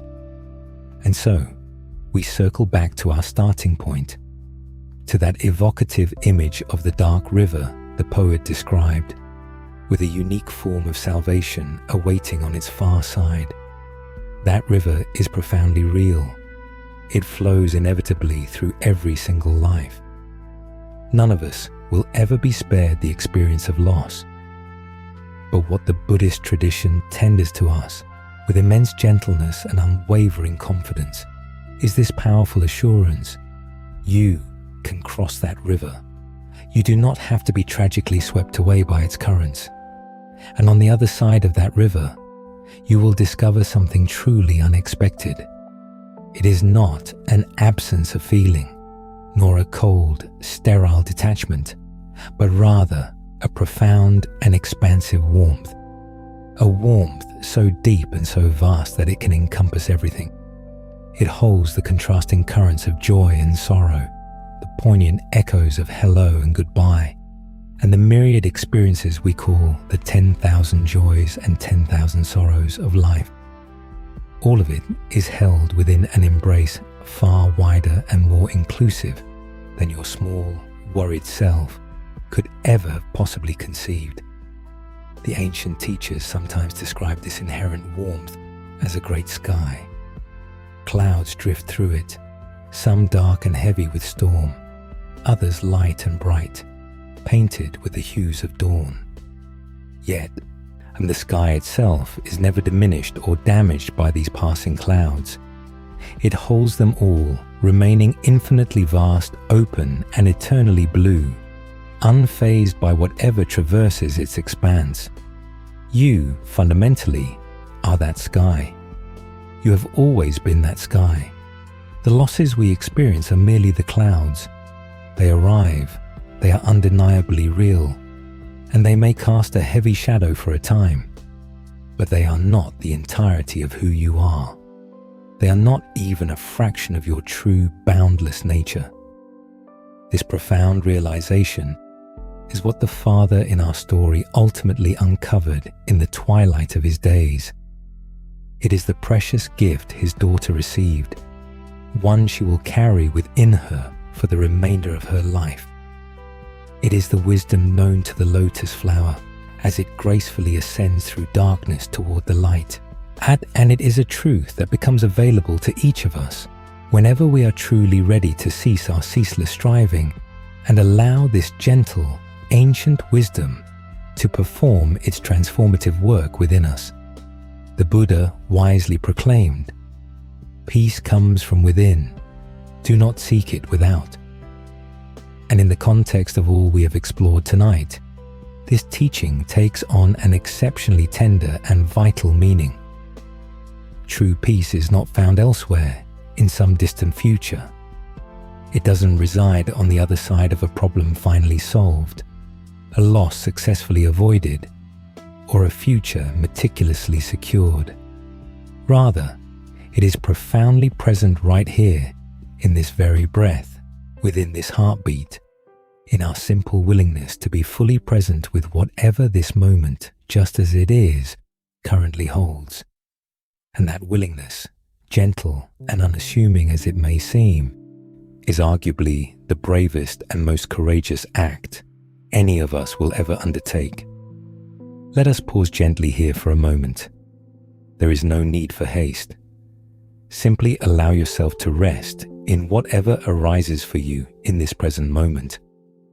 And when you feel a sense of readiness, we will continue our journey together. Have you ever observed a small child on a beach, trying with all their might to grasp and hold onto a wave? The sparkling water rushes in, a cascade of foam and light, and the child instinctively bends down, cupping their tiny hands around it. They squeeze tight, exerting immense effort, trying so desperately to keep it. Yet, inevitably, the water slips through their fingers every single time, and the child stares at their empty hands with such genuine surprise, as if they truly believe that this time, just this once, the wave would surely stay. We often smile when we witness this, for we understand something the child has yet to learn. Water cannot be held, not by squeezing, not by wishing, and certainly not by any amount of determined effort or cleverness. And yet, if we are truly honest with ourselves, we spend a significant portion of our adult lives doing precisely the same thing.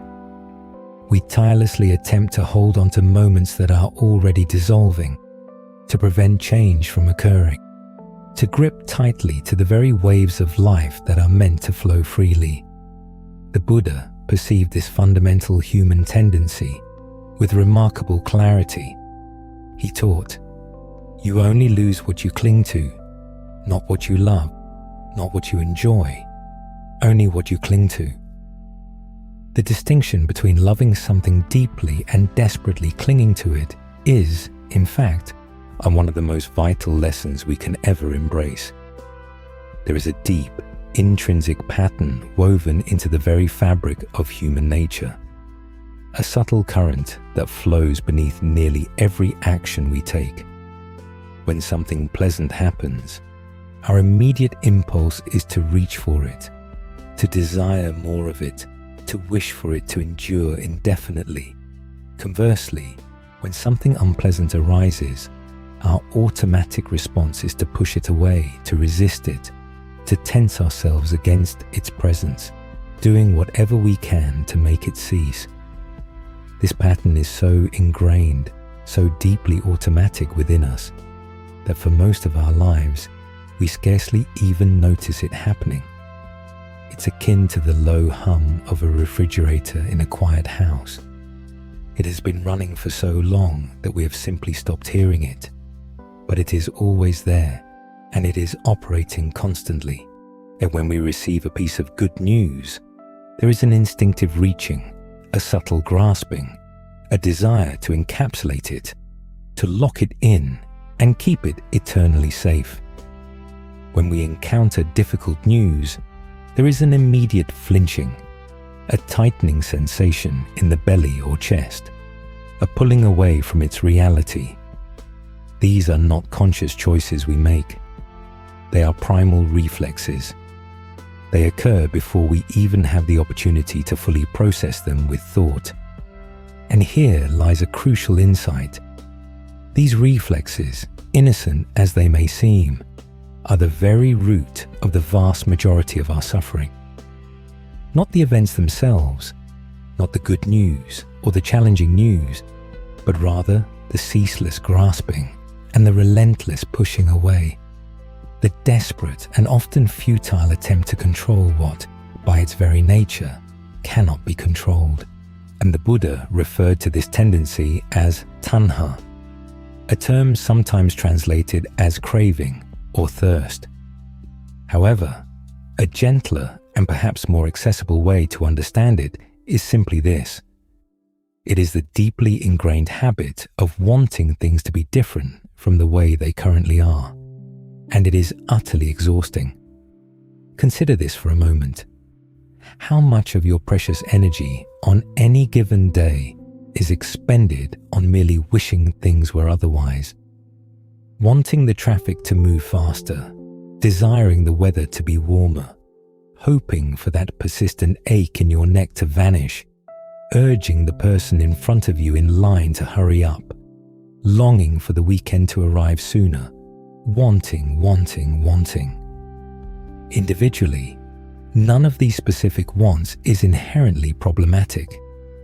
They are natural, they are human. But when taken collectively, they create a kind of pervasive background tension that we carry with us everywhere we go. It's a quiet, constant straining against the unyielding reality of how things actually are. And this relentless straining, more than any single event or difficulty, is what truly wears us down and depletes our vitality. There is a wonderful old saying that captures this perfectly. You can argue with reality as much as you want, but you will lose every time. This isn't a harsh or punitive truth. It is, in fact, a deeply liberating one. Because the very moment you cease arguing with what is, the instant you lay down that internal fight, something within you exhales, something profound relaxes, and you discover an abundant wellspring of energy you never knew you possessed. This newfound vitality emerges because you are no longer expending it all on futile resistance. Let us delve into a story that vividly illustrates this pattern in action. It is an ancient tale, recounted in countless forms, but the version we will share tonight has been gently softened and simplified, for the profound teaching it carries is far more significant than any of its specific details. Once upon a time, there was a builder working alone on a tall structure high above the ground. He was a meticulous and skilled craftsman, adept at his trade, and he had spent his day diligently carrying materials up and down, brick by brick, his hands steady and true. As the day drew to a close, he realized he had a considerable amount of leftover material on the roof, far too much to carry down by hand. So he devised a clever plan. He attached a large barrel to a sturdy rope that hung over the side of the building, loaded the excess material into the barrel, and then descended to the ground, intending to gently lower it. Now, this is precisely where the trouble began. The barrel, laden with all that heavy weight, was significantly heavier than the builder himself. So, when he untied the rope from the ground, instead of the barrel slowly descending, he found himself swiftly lifted into the air. He was so utterly startled by this sudden ascent that he instinctively gripped the rope even tighter, and up he shot, rising rapidly, while the heavy barrel came rushing down. Somewhere in the middle, they passed each other in a blur. It was certainly not a gentle meeting. When the barrel hit the ground, it shattered, and all its contents spilled out. Now, the barrel was light, and the builder, still clinging to the rope, was heavy. So down he plummeted rapidly, while the empty barrel shot back up. Again, they met in the middle, and again, it was far from pleasant. He landed hard on the pile of scattered material, bruised, sore, and dazed. And as he lay there, looking up at the empty barrel swinging high above him, he did the one thing that virtually guaranteed the entire bewildering cycle would repeat itself. He let go of the rope, and down came the barrel once more. This story, of course, isn't truly about a builder or a barrel. It's a potent metaphor for what happens when we react to life from a place of panic and fear, rather than from a grounded state of presence. Consider the builder's experience for a moment. At every stage, he was merely reacting to the last thing that had just occurred. He gripped the rope because he was startled. He held on because he was afraid. He let go because he felt utterly overwhelmed. And each one of these reactive responses inadvertently created the next problem, which in turn triggered the next reaction, thus perpetuating an endless, self-reinforcing chain.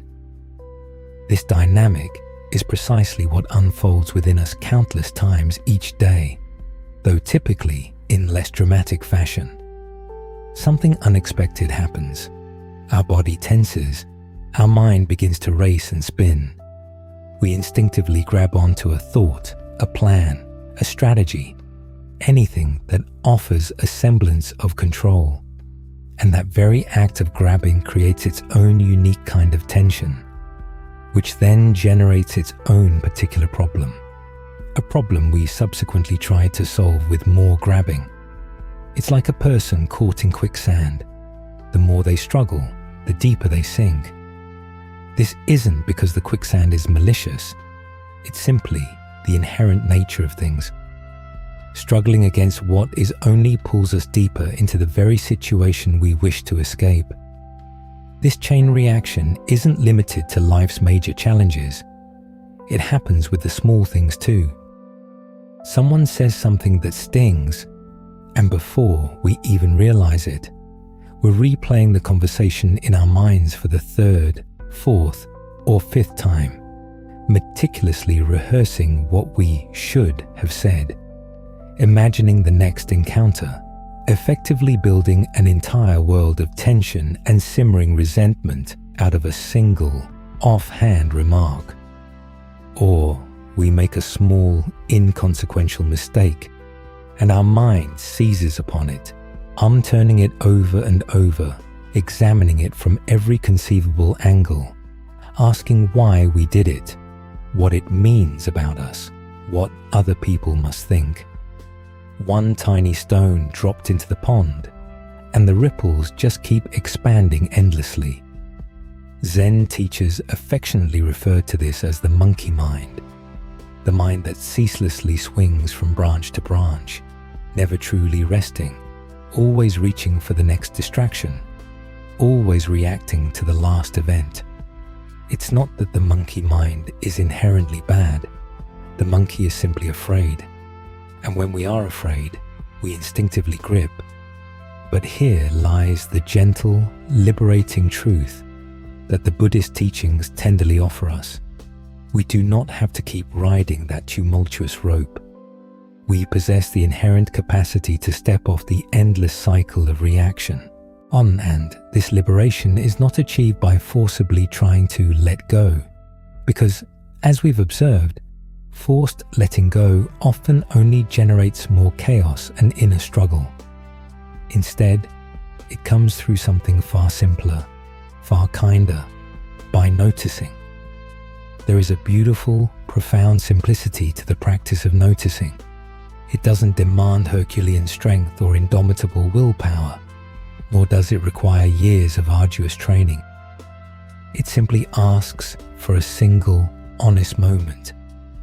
A moment where, instead of automatically reacting to what is happening, we pause, take a breath, and simply notice that we are reacting. Oh, I'm gripping tightly. Oh, my shoulders are tensed up around my ears. Oh, my mind is frantically spinning through all the things that could potentially go wrong. Oh, I am trying so hard to control something that fundamentally cannot be controlled. Just that, just noticing. And in that simple act of noticing, something truly remarkable begins to unfold. The frenetic chain reaction starts to slow down. This isn't because we have forcefully compelled it to stop, but rather because awareness itself possesses an innate quality of spaciousness. When we notice that we are gripping, a subtle space instantly opens up between us and the act of gripping. We are no longer entirely consumed or lost within it. Instead, we are observing it. And in that gentle observation, the grip naturally, organically, begins to soften. The Buddha articulated this principle with profound simplicity. He stated, "Nothing can harm you as much as your own thoughts unguarded, and nothing can help you as much as your own thoughts when watched." And by watched, he didn't mean dissected, analyzed, judged, or battled against. He meant simply seen, noticed, held in a kind of gentle, compassionate awareness. There is a world of difference between thinking, "I am afraid," and simply noticing, "Oh, fear is present here." The first statement traps you firmly within the confines of the fear itself. The second, however, immediately grants you a little room to breathe, a vital sense of perspective. It's akin to the difference between being utterly caught in a torrential rainstorm and observing that same rainstorm from the shelter of a warm, dry window. In both scenarios, the rain is undeniably real, but in one instance, you are soaked, cold, and miserable, while in the other, you are warm, dry, and perhaps even capable of appreciating the raw beauty of the rain. This practice does not imply that we cultivate a cold, detached distance from our feelings. Not at all. We are invited to feel them fully, completely, but we do so with a gentle, discerning awareness. And that awareness acts much like the window. It allows us to be fully present with the rain, with our emotions, without becoming utterly lost or overwhelmed by them.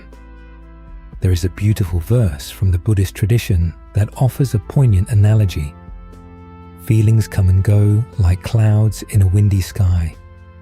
Conscious breathing is my anchor. This is indeed a lovely and powerful way to frame our experience. Our feelings are like those clouds. They arrive, they linger for a while, and then they depart. Some are light and ephemeral, some are heavy and dense, and some are breathtakingly beautiful. Others are dark and foreboding. And yet, through it all, there remains something steady, something unwavering, something that cannot be swept away by the winds of emotion, something that is always here, watching, breathing, aware. That something, that unchanging core is you, the real you, the you that is infinitely deeper than any fleeting feeling, immeasurably wider than any passing thought, and far steadier than any tumultuous storm. Let us explore another short story that illuminates this profound teaching. There once lived a monk who was well known for his quick and volatile temper. He diligently tried to maintain the calm demeanor expected of monks, yet his temper invariably got the better of him.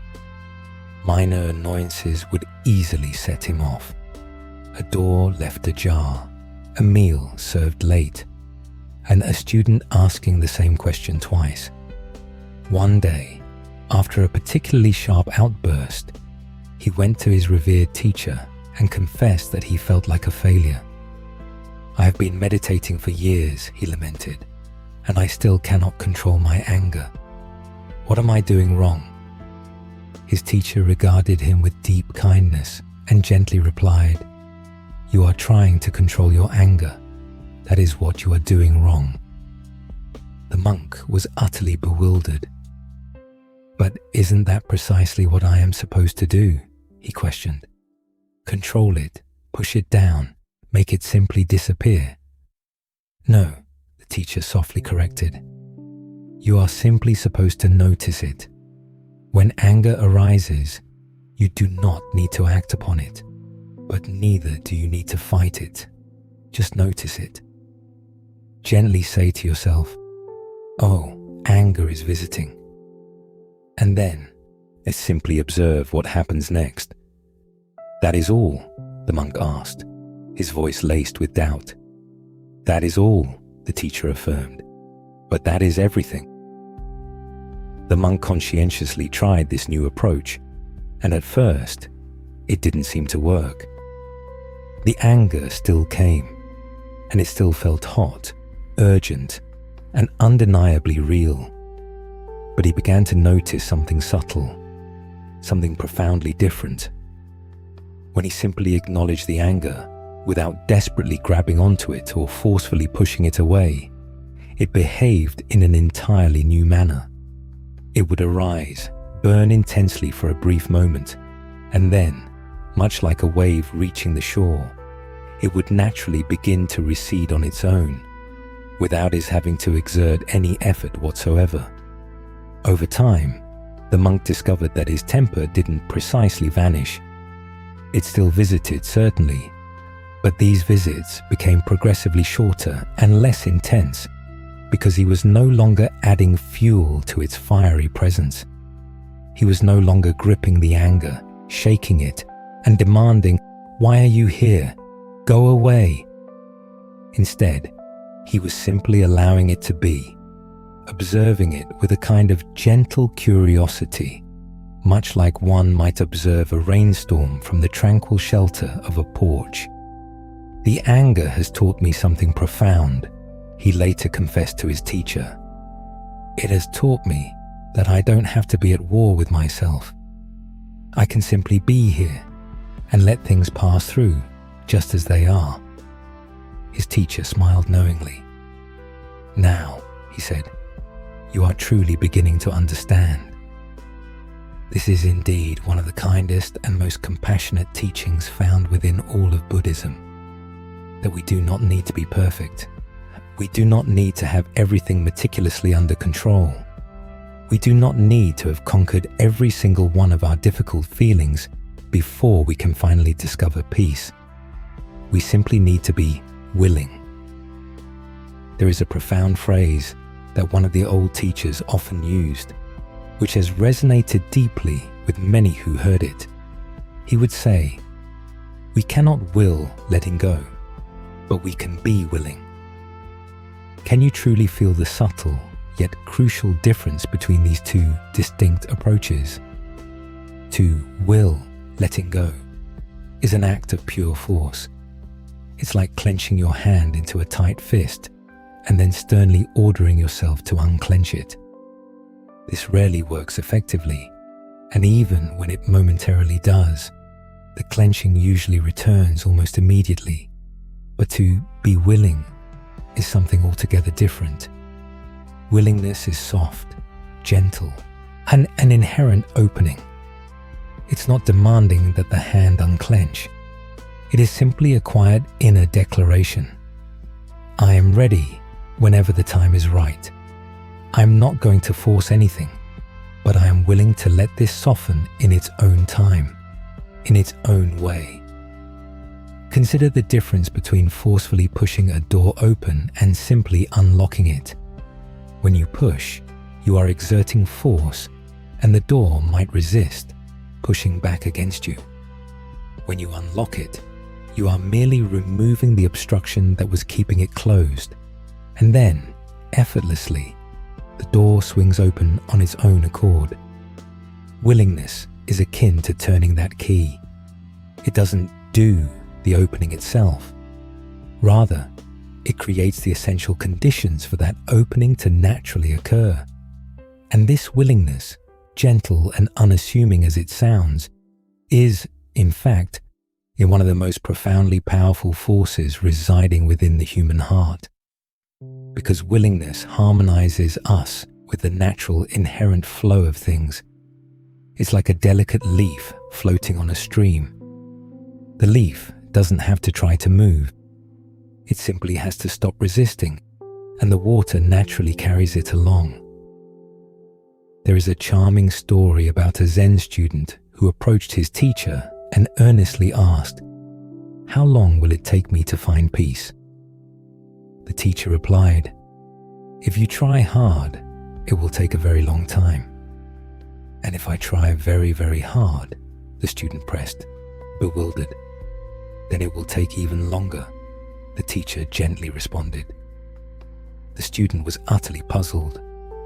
"But surely, the more effort I invest, the faster I will surely arrive." "No," the teacher clarified kindly, "because what you are diligently searching for is not to be found at the end of effort. It is found at the end of striving. It is what is already exquisitely present right here, when you simply stop trying so desperately to get somewhere else. This is indeed one of the sweetest paradoxes inherent in the spiritual path. The peace we so earnestly seek is not something we achieve through strenuous effort or relentless pursuit. Instead, it is something that gracefully reveals itself when we relax our relentless efforts, when we cease our endless running and allow ourselves to simply arrive precisely where we already are. The entirety of the spiritual path, as one wise teacher once observed, is simply letting go and letting go. Not just once, not in one grand heroic gesture, but again and again and again. In each passing moment, and throughout each day, every time we become aware of ourselves gripping tightly, we are invited to gently, kindly, and patiently let go one more time. Not because we have to, but because we are willing. And in that profound willingness, there is a freedom that is infinitely sweeter than anything we could have ever clung to. As the Buddha so gently reminded his students, in the end, only 3 things truly matter: how much you loved, how gently you lived, and how gracefully you let go of things not meant for you. This act of letting go is not a single, isolated event.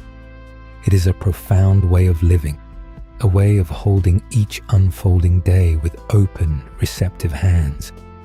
It's like the delicate way you might hold a butterfly, firm enough to feel its fragile wings, yet gentle enough to allow it to take flight when it is ready. And let us pause here once more for a moment. Allow your body to settle. Let your thoughts become still, like a placid lake. And when you feel ready, we will continue our journey together. There is a foundational teaching in the Buddhist tradition that begins with a very simple yet penetrating question. If someone shoots you with an arrow, does it hurt? Of course it does. But then the teaching proceeds to ask a second, more profound question. And this is where its wisdom truly becomes illuminating. What if, after the first arrow strikes, you then pick up a second arrow and deliberately drive it into the wound yourself? This certainly sounds bizarre, even masochistic. Who, in their right mind, would ever do such a thing. And yet, as the Buddha gently pointed out, this is precisely what we do, countless times each day, are often without even the slightest awareness. The first arrow represents the difficult, unavoidable things that happen in life, the pain, the discomfort, the unwelcome news, the body not functioning precisely as we wish it would. This first arrow is an intrinsic part of being alive. It comes with the territory of possessing a physical body, of being human in a world that doesn't always conform to our desires. But the second arrow is the one we add entirely ourselves. And it is this self-inflicted arrow that invariably causes the deeper, more agonizing ache. Let us sit with this profound teaching for a while, for despite its stark imagery, it holds an immense amount of gentleness within it. Even though it commences with a vivid image of an arrow, let's imagine a very ordinary, relatable moment. You awaken in the morning, and your body doesn't quite feel right. Perhaps there's a subtle heaviness, a noticeable stiffness, or a familiar ache that has been visiting for some time. This is the first arrow. It is simply what is. Sensations in the body. Unpleasant? Yes. Unwelcome? Certainly. But ultimately, just sensations. Now, observe closely what your mind does next. Almost before you finish noticing the raw sensations, your mind immediately begins to construct a story about them. It might declare, "This is never going to go away," or "This is definitely going to get worse," or "I won't be able to do the things I love anymore." Or perhaps, and this is a remarkably common one, "Something is fundamentally wrong with me. I must have done something to deserve this." These thoughts arrive so swiftly, so automatically, that we rarely pause to question their validity. They feel like immutable facts, but they are not facts at all. They are merely stories. And those stories, those mental elaborations, are the second arrow. And unlike the first arrow, which we did not choose, the second arrow is one we can learn to recognize and very gently set down. This isn't about pretending our bodies feel fine when they don't, nor is it about forcing a smile through the pain. Rather, it's about discerning the crucial difference between what is actually happening in this moment and the mental elaborations our minds layer on top of it. All too often, what the mind adds turns out to be far heavier than the original, raw experience itself. Consider the story of a woman who chronicled her journey with a long-term illness. After falling sick, many months passed before she came to accept that a full recovery, as she had once envisioned, might never materialize. Her body had undergone significant changes, and it wasn't going to revert to its former state. Initially, as one might expect, she struggled fiercely against this reality. She fought it with all her might, desperately seeking cures, strategies, and explanations. She blamed herself, scrutinizing her habits. At night, she would lie awake, meticulously constructing elaborate plans for how she would eventually get better. When these plans inevitably failed, she would devise new ones, and when those too proved ineffective, she would sink into profound despair. But then, slowly, a different kind of awareness began to emerge. She started to notice the weather, not merely the external meteorological conditions, and though those were certainly part of her daily experience, but rather she began to perceive the ever-changing weather of her own body. She observed how sensations would blow in like a sudden gust of wind, strong and sharp, and then, if she simply waited, they would blow through and eventually pass on. She noticed how a morning steeped in heaviness could gradually give way to an afternoon of unexpected lightness. she realized that pain was not a single, solid, unchanging entity, but a constantly shifting pattern, much like clouds gracefully moving across a vast sky. She articulated this transformation in her own words. "I used to think of my illness as a wall, something solid and permanent that was blocking my path. But when I started paying closer attention, I realized it was more like weather. It kept changing. There were storms, yes, but there were also clear skies, and the storms never lasted forever." This profound shift from perceiving her experience as an unyielding wall to recognizing it as dynamic weather transformed everything for her. Not because the difficult days magically ceased. They absolutely did not. But because she stopped bracing against them as if they were immutable and everlasting. She learned to ride them, much like a small boat gracefully navigates the ocean's waves, understanding that the sea is always in motion, always changing, and that no single wave ever constitutes the entire ocean. She recounted a specific afternoon that crystallized this understanding for her. She had been enduring a particularly difficult morning, the heaviness in her body strong and pervasive. As she lay on the couch, feeling its immense weight, she suddenly noticed something extraordinary. For just a fleeting brief moment, the heaviness lifted. Not entirely perhaps, but enough for her to perceive a distinctly different quality in her body, something lighter, almost pleasant. And then it shifted again and again. It was like watching clouds, she wrote. I had always thought of my experience as one long grey sky, but when I really looked, I could see the clouds were moving.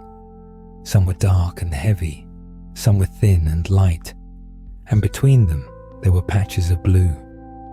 I had just never noticed before because I was so focused on the grey.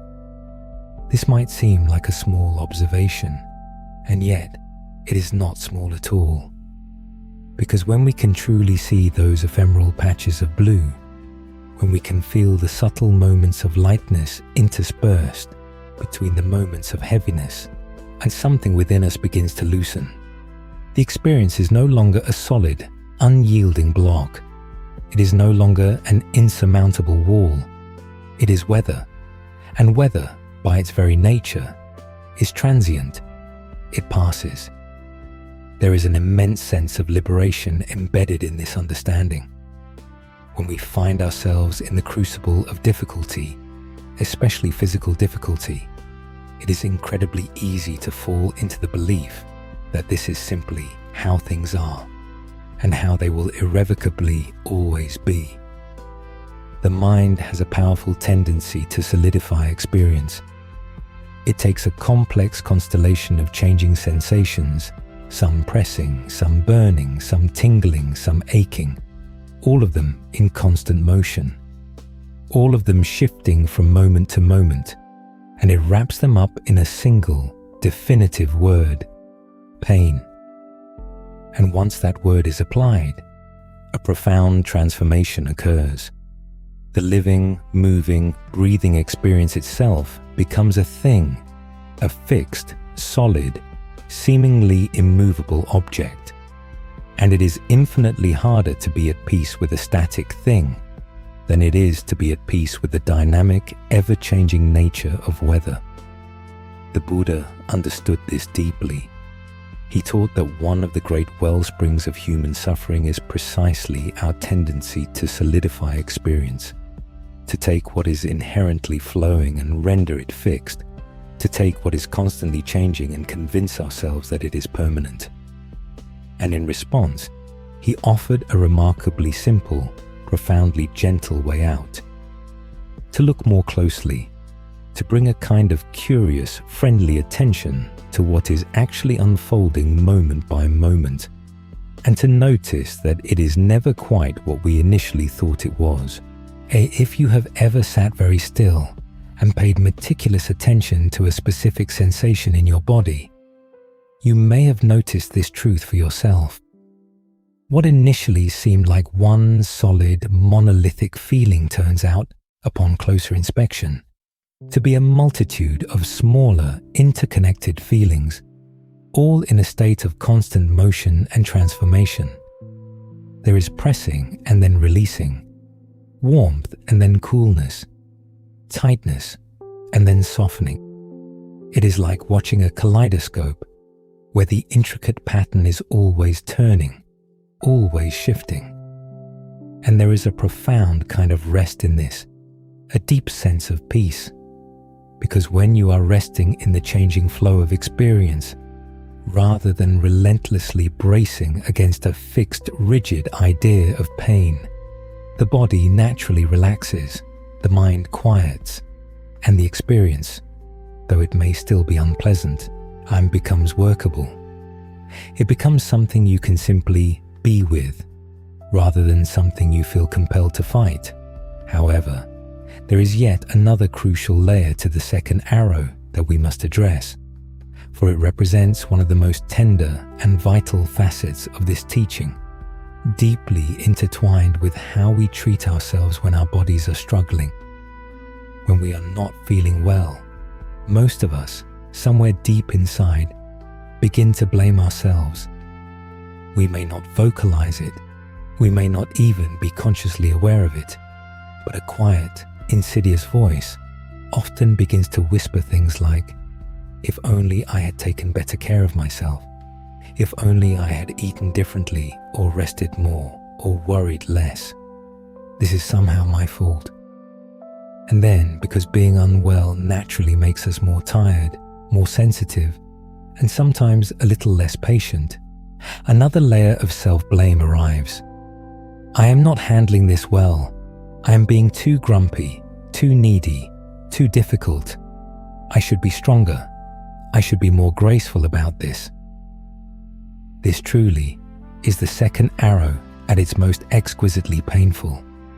Because now, on top of the physical discomfort, there is a whole new dimension of shame, a feeling that the discomfort somehow reveals a fundamental flaw in who we are, signifying that we are imperfect, weak, or simply not enough. The Buddha perceived this pattern with profound clarity and spoke about it with immense compassion. He taught that the first arrow, the unpleasant experience itself, is simply an inherent part of life. If you have a body, he taught, you will inevitably know discomfort. This is not a failure. It is not a punishment. It is simply the intrinsic nature of having a physical form. But the second arrow, the blame, the shame, the internal narrative of a self that is somehow fundamentally not okay. This is suffering that we needlessly add to ourselves, and crucially, it is optional. This does not, let us be absolutely clear, mean it is our fault. Adding the second arrow is not a moral failing. It is a deeply ingrained human habit, woven into our very being over thousands of years of evolution. Our minds develop to constantly scan for threats, to seek explanations, to assign cause and meaning to everything. When something goes awry in the body, the mind simply does what minds are programmed to do. It searches for someone or something to blame. And when it cannot find any external culprit, it inevitably turns its accusatory gaze upon us. But knowing this, and understanding that blame is a deeply etched habit rather than an objective truth, can make all the difference. Because once you can recognize the second arrow as a second arrow, once you can gently say to yourself, there it is. There is the blame. There is the familiar story about not being good enough. Then you are no longer entirely ensnared within its grip. You gain a little space, a little room to breathe, a little room to offer kindness to yourself. The Buddha spoke about this with such tenderness. He said, "You yourself, as much as anyone in the entire universe, deserve your love and affection. And this truth is perhaps especially vital when we are struggling physically, because that is precisely when we are most vulnerable. That is when our inner critic tends to speak its loudest, most corrosive narratives, and consequently, that is when we most desperately need to meet ourselves with the same unwavering kindness and compassion we would instantly offer a dear friend enduring a difficult time. Imagine a close friend coming to you and confiding, "I've been feeling unwell, and I genuinely think it's my fault. I believe I deserve this. I feel like I'm not handling it well at all." What would your response be to that friend? You certainly wouldn't agree with them. You wouldn't heap more blame onto their already burdened shoulders. Instead, you would likely say something profoundly gentle and reassuring, perhaps like, "Oh, sweetheart, no, you are truly doing the best you can. Being unwell is challenging enough, without the added burden of beating yourself up about it. Please, be gentle with yourself." This then is precisely what we are invited to say to ourselves. Not just once, in a fleeting moment, but as many times as we need to hear it, letting the words sink into the deepest parts of our being. Let us delve into a story that beautifully illustrates this very kindness. There once was a traveler who had journeyed for many days through winding countryside, dense forests, and over gently rolling hills. She carried a heavy pack, far heavier than necessary, because she had been steadily adding things to it along the way. A stone here for something she deeply regretted, a stone there for something she intensely feared, and another stone for each instance she felt she had fallen short. By now, the pack had grown so incredibly heavy that every single step was an immense effort, and the journey that had once promised adventure had morphed into a grueling trial. One evening, utterly exhausted, she arrived at a small inn nestled at the edge of a quaint village and sank onto its porch. An old woman, the innkeeper, brought her a steaming cup of tea and settled down beside her. "That is a very heavy pack," the old woman observed, nodding gently towards it. "It is," the traveler agreed with a sigh, "and it seems to get heavier every day." "What is in it?" the old woman inquired softly. The traveler hesitated, then confessed, "Stones mostly." "Stones?" The old woman's eyebrows rose slightly in surprise. "Why are you carrying stones?" "Because I picked them up along the way. Each one seemed important at the time. Each one felt like something I absolutely needed to carry." The old woman nodded slowly, a knowing look in her eyes. She'd seen countless travelers pass through with similarly heavy burdens. "May I ask you something?" she said. "Of course. If you set the pack down right here, right now, just for the length of time it takes to drink this tea, what is the absolute worst thing that could happen?" The traveler pondered this deeply. She looked at her burdensome pack, then at the warm tea. Then, very slowly, she shrugged the heavy pack off her shoulders and carefully set it on the ground beside her. The feeling was immediate and profound. Her shoulders instantly rose, her back straightened. She took a deep breath, a real breath, the kind she hadn't been able to take in days, and felt, for the first time in a very long while, something akin to pure lightness. "How does that feel?" the old woman asked. "It feels wonderful," the traveler exclaimed, almost laughing with relief. "But I can't just leave the stones here. They are mine. They are my responsibilities." "I did not say leave them," the old woman replied gently. "I simply said set them down for the length of a cup of tea. You can always pick them up again. But perhaps, while you are resting, you might look at each stone and ask yourself, do I truly need to carry this one? Is it genuinely helping me on my journey? Or is it just making the road harder? The traveler did as she was suggested.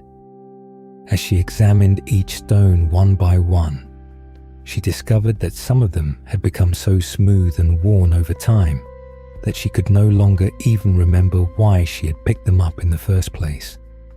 And some of them, she realized with a start, weren't even real stones at all. They were worries about things that had never actually happened, blame for events that were never truly her fault, and expectations she had placed upon herself that no one else had ever asked of her. By the time she finished her tea, the pack was significantly lighter, not entirely empty, for some stones were indeed worth carrying, but the difference was truly remarkable. She thanked the old woman profusely and continued on her way. The road, which had felt so hard and relentless just an hour before, now felt almost pleasant beneath her feet. The trees seemed greener than she remembered, the air sweeter. Her legs, though still tired, moved with a surprising lightness.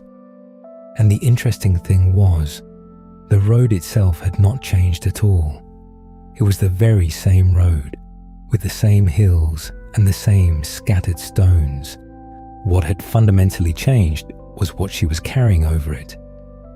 There is a profound Zen teaching that encapsulates this idea. The obstacle is not the mountain. The obstacle is the idea that the mountain should not be there. When we apply this insightful wisdom to our own bodies and their experiences, something profoundly tender emerges. Our bodies will inevitably encounter difficulties. This is an inherent part of the contract of being alive. But so much of our suffering stems not from the difficulties themselves, but from the deeply held idea that they should not be happening, that we should be healthier, stronger, younger, more energetic, that our bodies should always cooperate perfectly with our plans. And when we can soften that insistent should, even just a little, when we can allow the body to simply be as it is today, right now, without needing it to be different, there is often a surprising, gentle relief. Not because the discomfort miraculously vanishes, but because we have ceased fighting it, and that relentless fighting, it turns out, was consuming far more energy than the discomfort itself. This, then, is what becoming aware of the second arrow can feel like. It's not a dramatic, instantaneous transformation, nor is it a miracle cure. Rather, it's a quiet unburdening, a gentle setting down of what was never truly ours to carry in the first place. There is a Zen verse that states, "Let go or be dragged." And while that may sound a bit forceful for our contemplative purposes, there is a profound sweetness beneath its apparent sternness. It is not a command. It is, in essence, a compassionate observation. When we cling tightly to what is heavy, we are inevitably pulled along by its weight. But when we choose to set it down, we are suddenly free to walk at our own pace, to truly feel the ground beneath our feet, and to notice the gentle light filtering through the trees. The body will simply do what the body does. It will experience its own unique seasons, just like the earth itself. Some seasons will be warm and easy, filled with vitality, and some will be cold and hard, demanding resilience. We cannot control the external weather, but we can choose what we carry through it. And if we can learn, even just a little, to stop adding the second arrow, to stop piling stones of blame, fear, and shame on top of what is already difficult, we may discover something utterly surprising.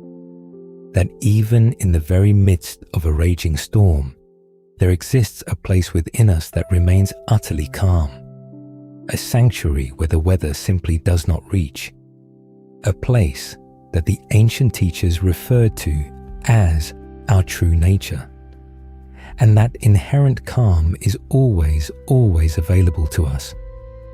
Not because we have earned it through arduous effort, not because we have meditated for long enough or suffered in the right way, but simply because it is who we fundamentally are.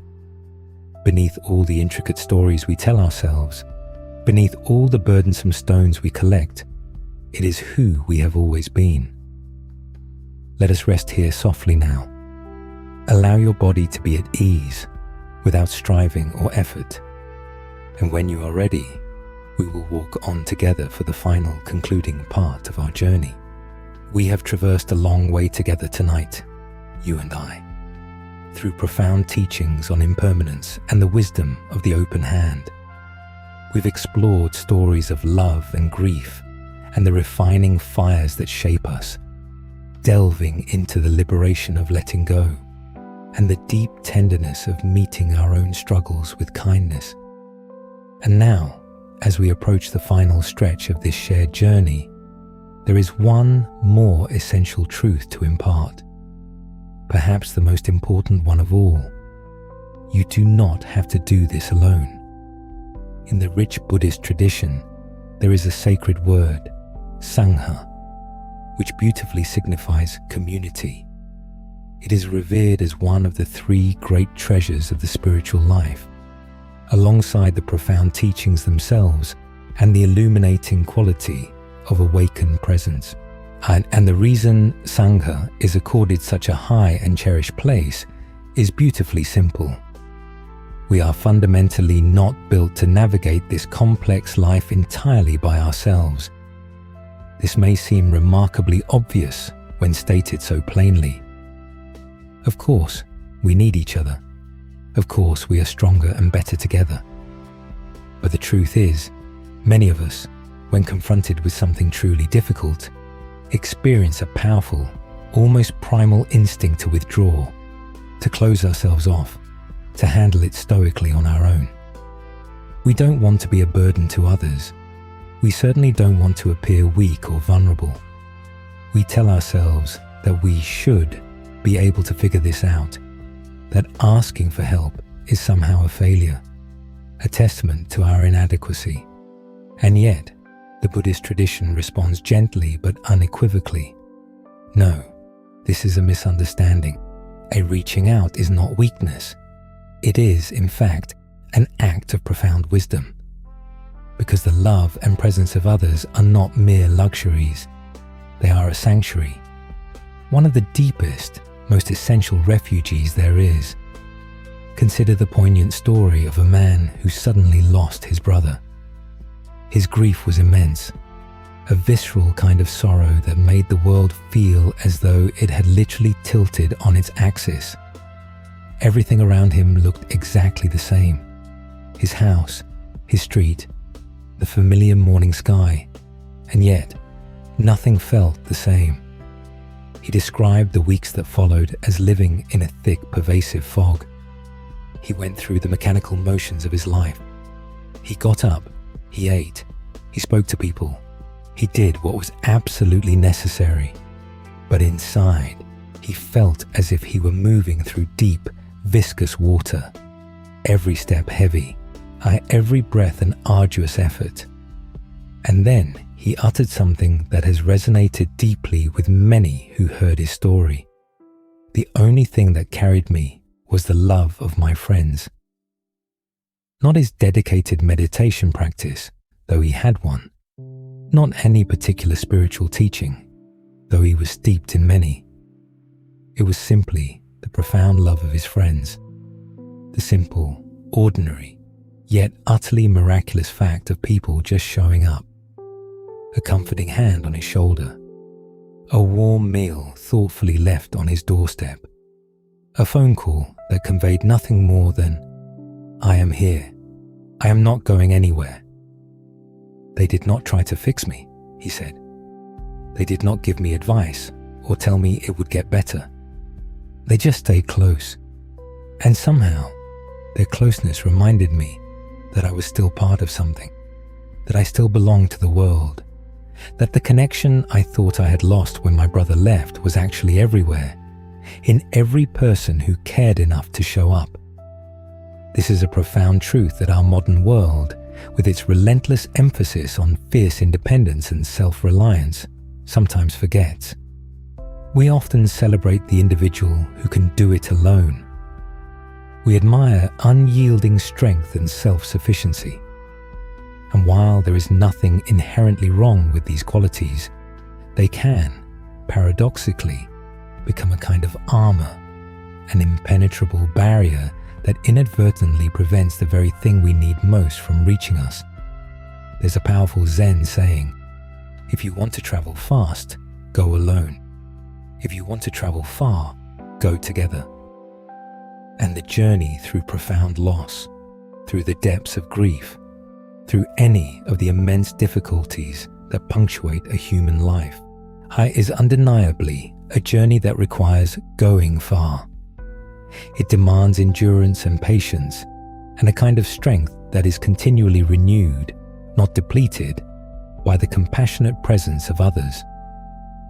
Think about the simplest, most fundamental expressions of human comfort. A gentle hand placed on a shoulder, a thoughtful cup of tea made without even being asked, the quiet, reassuring sound of someone breathing softly beside you in a dark room.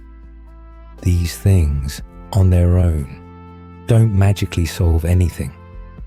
They don't make the difficulty instantly disappear, but they do something that may be even more profoundly important.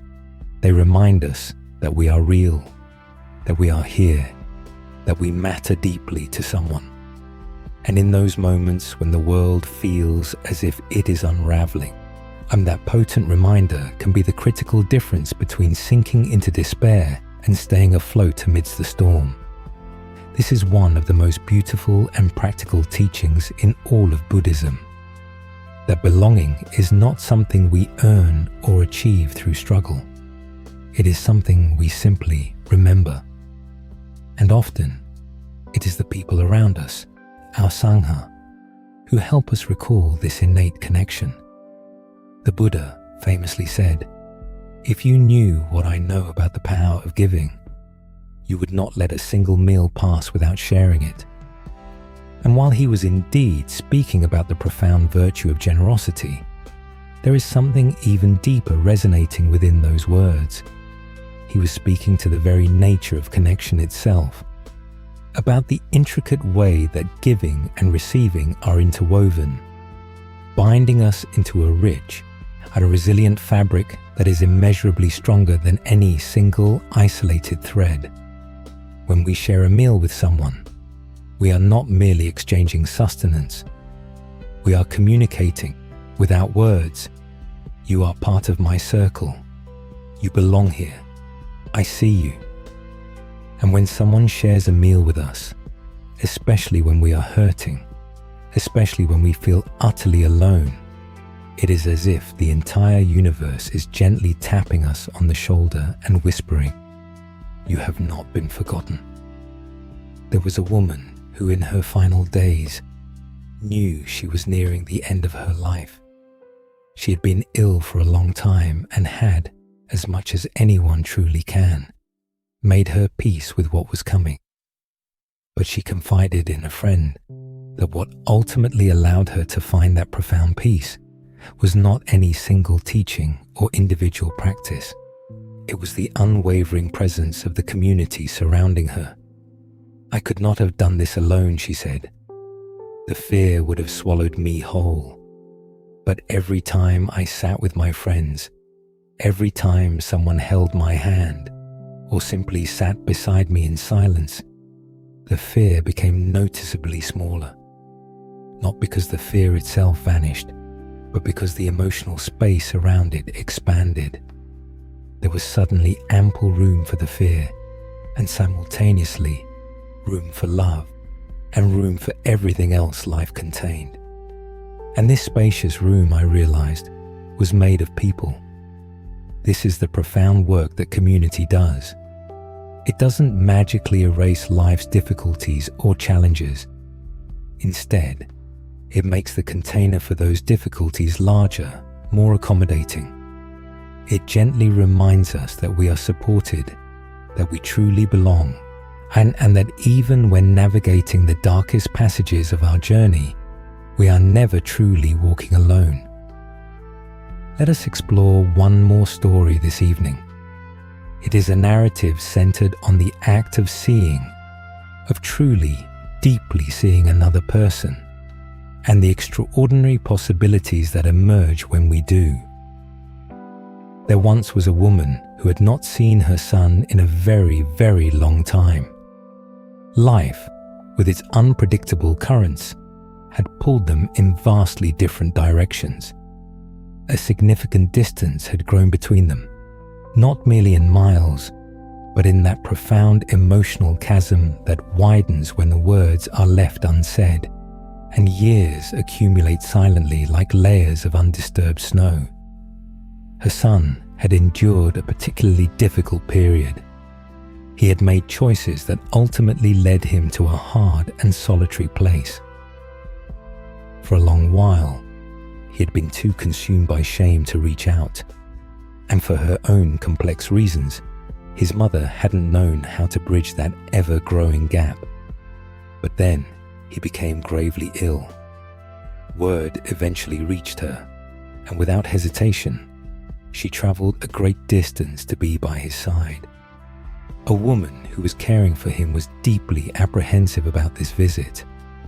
She had witnessed firsthand how frail he had become, how utterly worn down by the passing years and the relentless struggles he had faced. She feared that his mother would see only the hardship, the lost years, the regrettable choices that had brought him to this point, and that her face would betray disappointment, judgment, or perhaps overwhelming grief. But that, in fact, is not what transpired. When the mother entered the room and her gaze met her son's, as something subtle yet profound shifted in the atmosphere. The caregiver watched, mesmerized, as the two of them simply looked at each other, truly looked in that extraordinary way that penetrates beyond the superficial, past the stories of their lives, and through all the years of separation, reaching down to something much deeper, something fundamental. And the mother's face showed no judgment. It revealed no disappointment. Instead, it radiated an expression that the caregiver later confessed she would never forget. It was the look of someone witnessing a miracle, a look of pure, vast, boundless tenderness, as if she was seeing not just a worn and weary man before her, but the totality of him, every single version of him, the innocent child he had once been, the man he had become, and most importantly, the unwavering light that still shone brightly within him, beneath everything else. They did not speak many words. He simply reached out his hand, and she gently took it, and they sat together in a silence that was not empty, but profoundly full of everything that had ever passed between them. All the love, all the lingering distance, and all the accumulated sorrow were held tenderly within those two clasped hands. The room remained quiet, bathed in the soft afternoon light that streamed through the window, casting a warm stripe across the bed. Somewhere outside, birds went about their ordinary business, blissfully unaware that something truly extraordinary was unfolding in this small, quiet room. After a while, she began to hum softly, an ancient melody, a tune from a long, long time ago, and from when he was just a very small boy and the world felt simple. Back then, she would sit beside his bed and sing until he drifted off to sleep. She hadn't hummed this particular melody in years, and yet it returned to her now as naturally as breathing, as if it had been patiently waiting all this time for precisely this moment. He closed his eyes and listened, and his face, which had previously been so tense and guarded, softened into something akin to peace, The subtle lines around his mouth eased, his shoulders visibly relaxed. For a precious moment, he looked like the boy she remembered. Not a boy in terms of years, but a boy in the way that all of us, deep inside, remain young and tender, forever hoping to be seen. When she eventually left, he quietly said to the caregiver, "I feel all right now." That was all he uttered. But the caregiver understood that something profound had been healed in that room. Not his physical body, perhaps, but something far deeper than the physical, the lingering wound of separation, the long, painful ache of feeling utterly cut off from love. In the unwavering presence of someone who saw him fully and loved him without any condition, that deep wound had at last begun to close. This is the power of true seeing. It doesn't demand words.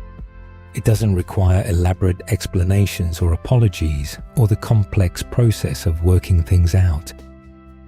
Sometimes, all it truly requires is one person looking at another with the eyes of the heart. And in that compassionate looking, both individuals are miraculously set free. In the Buddhist tradition, there is a powerful meditation practice called Tonglen, and it is sometimes beautifully translated as giving and receiving. And at its very heart, it is a practice of profound connection. The essence of it is incredibly simple.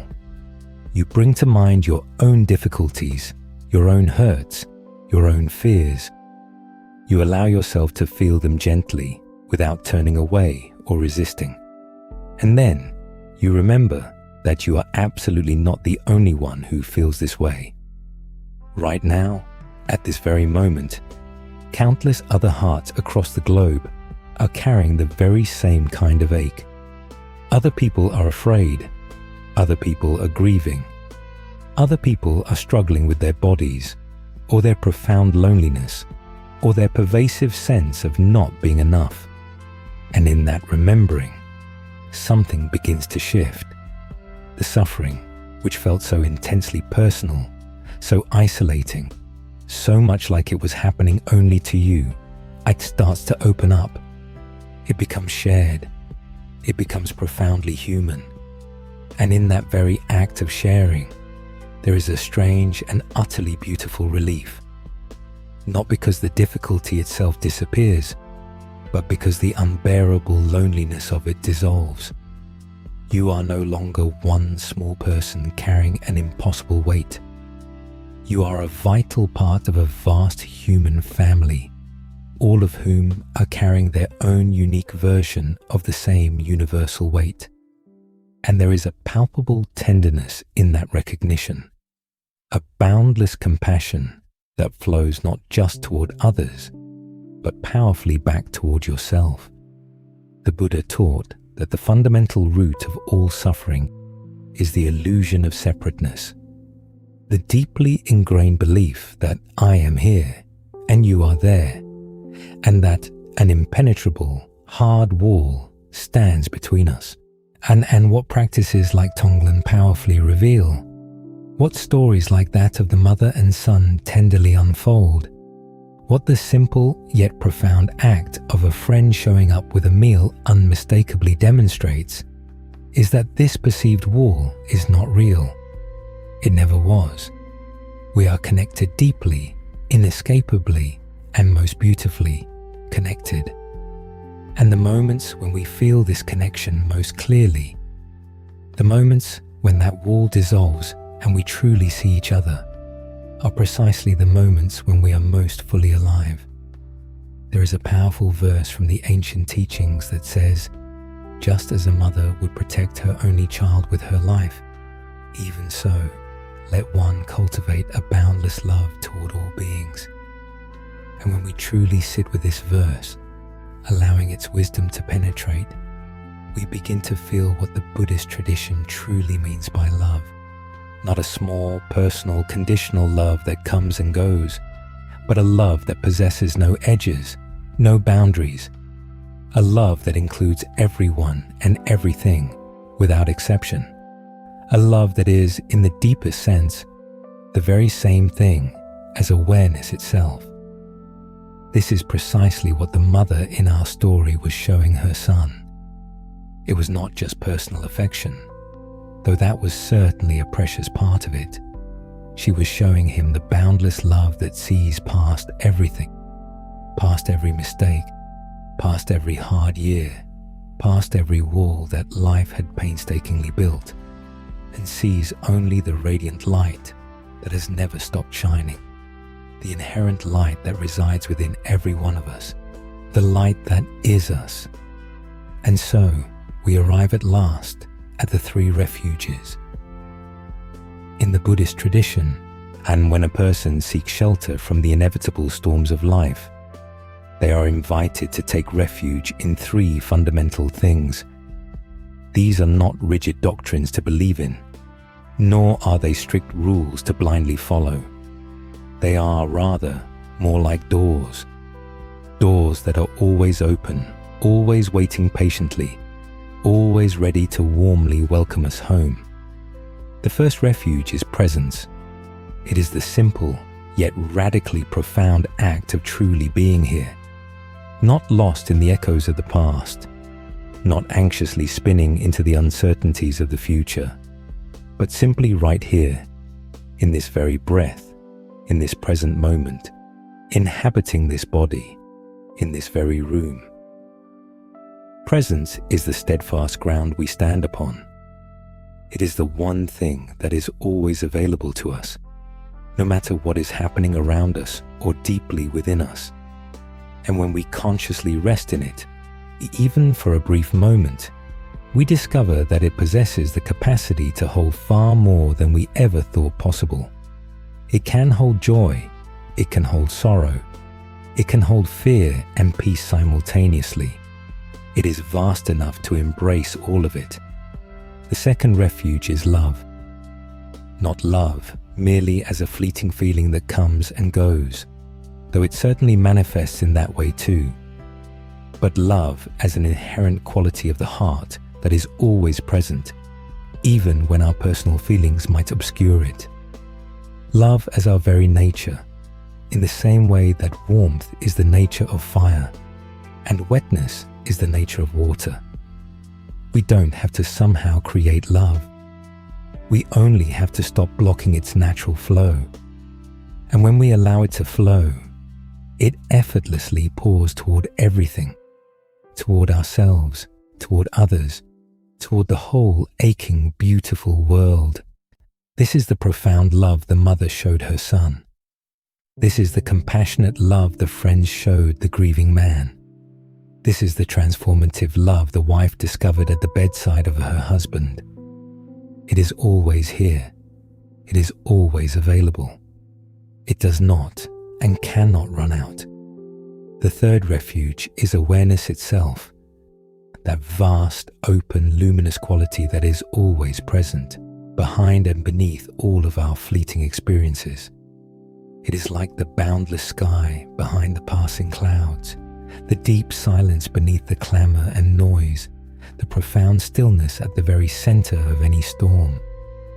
This awareness is not something we achieve through effort. It is fundamentally something we are. And it cannot be damaged by anything that happens to us. It cannot be diminished by loss or sickness or even the deepest sorrow. It is, as the ancient teachers often say, our true home, the sacred place we can return to again and again, no matter how far we may have wandered. Presence, love, awareness. These are the three refuges, and they are not to be found somewhere else, in some distant place. They are not something you have to embark on a long journey to find. They are here. They have always been here, as intimately close as your own heartbeat, as near as your next breath. There is a beautiful verse that beautifully captures the spirit of everything we have explored together tonight.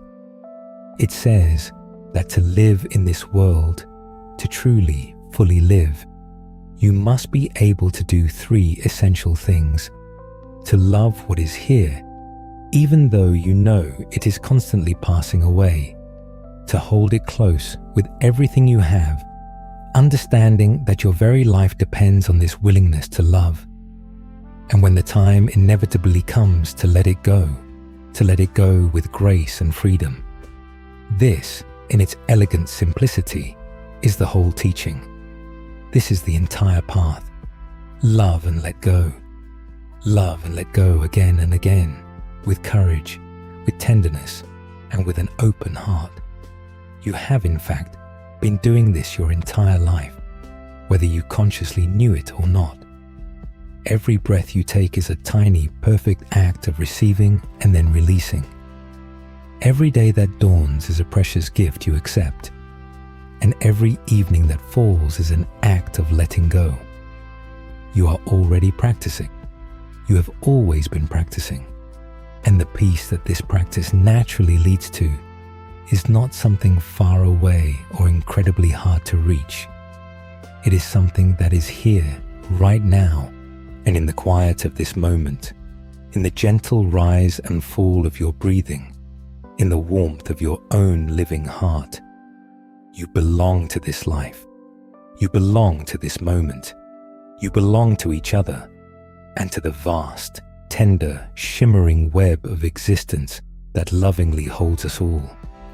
And that profound sense of belonging is not something you can ever lose. It is not something that can ever be taken from you. It is, fundamentally, who you are. Rest deeply in that tonight. Let it hold you. Let it carry you. You are home. Let us take one last gentle breath together here. Feel the stillness settle. Feel the warmth within. And when you are ready, we will lovingly close our evening together. And so, our journey together comes to a close. Not an ending, really, but more of a resting place. A warm, uncomforting spot by the fire where you can gently set down whatever burdens you have been carrying and simply be. The teachings we have shared tonight are not things you need to remember perfectly, word for word. They are like seeds, and seeds possess their own innate wisdom about when and how to grow. Some may take root in your heart tonight. Others may stir within you weeks from now, in a quiet moment when you least expect it. Trust that process. Trust the seeds, and above all, trust yourself. If there is one simple thing to carry with you as you drift towards sleep, let it be this: you are already whole. You are already enough. The love and the peace and the presence that the old teachers spoke of, they are not somewhere else. They are not something you need to earn or achieve through struggle. They are here, are profoundly woven into the very fabric of your being, as natural as your breath, as constant as your heartbeat. Love what is here. Hold it gently, and when the time comes, let it go with grace. This is the whole of the path, and you are already walking it beautifully. So let the night gently hold you now. Let your eyes grow heavy. Let your breathing slow and deepen. You are safe. You are held. You belong. Sleep well. And thank you for joining us here at Sleepy Monk.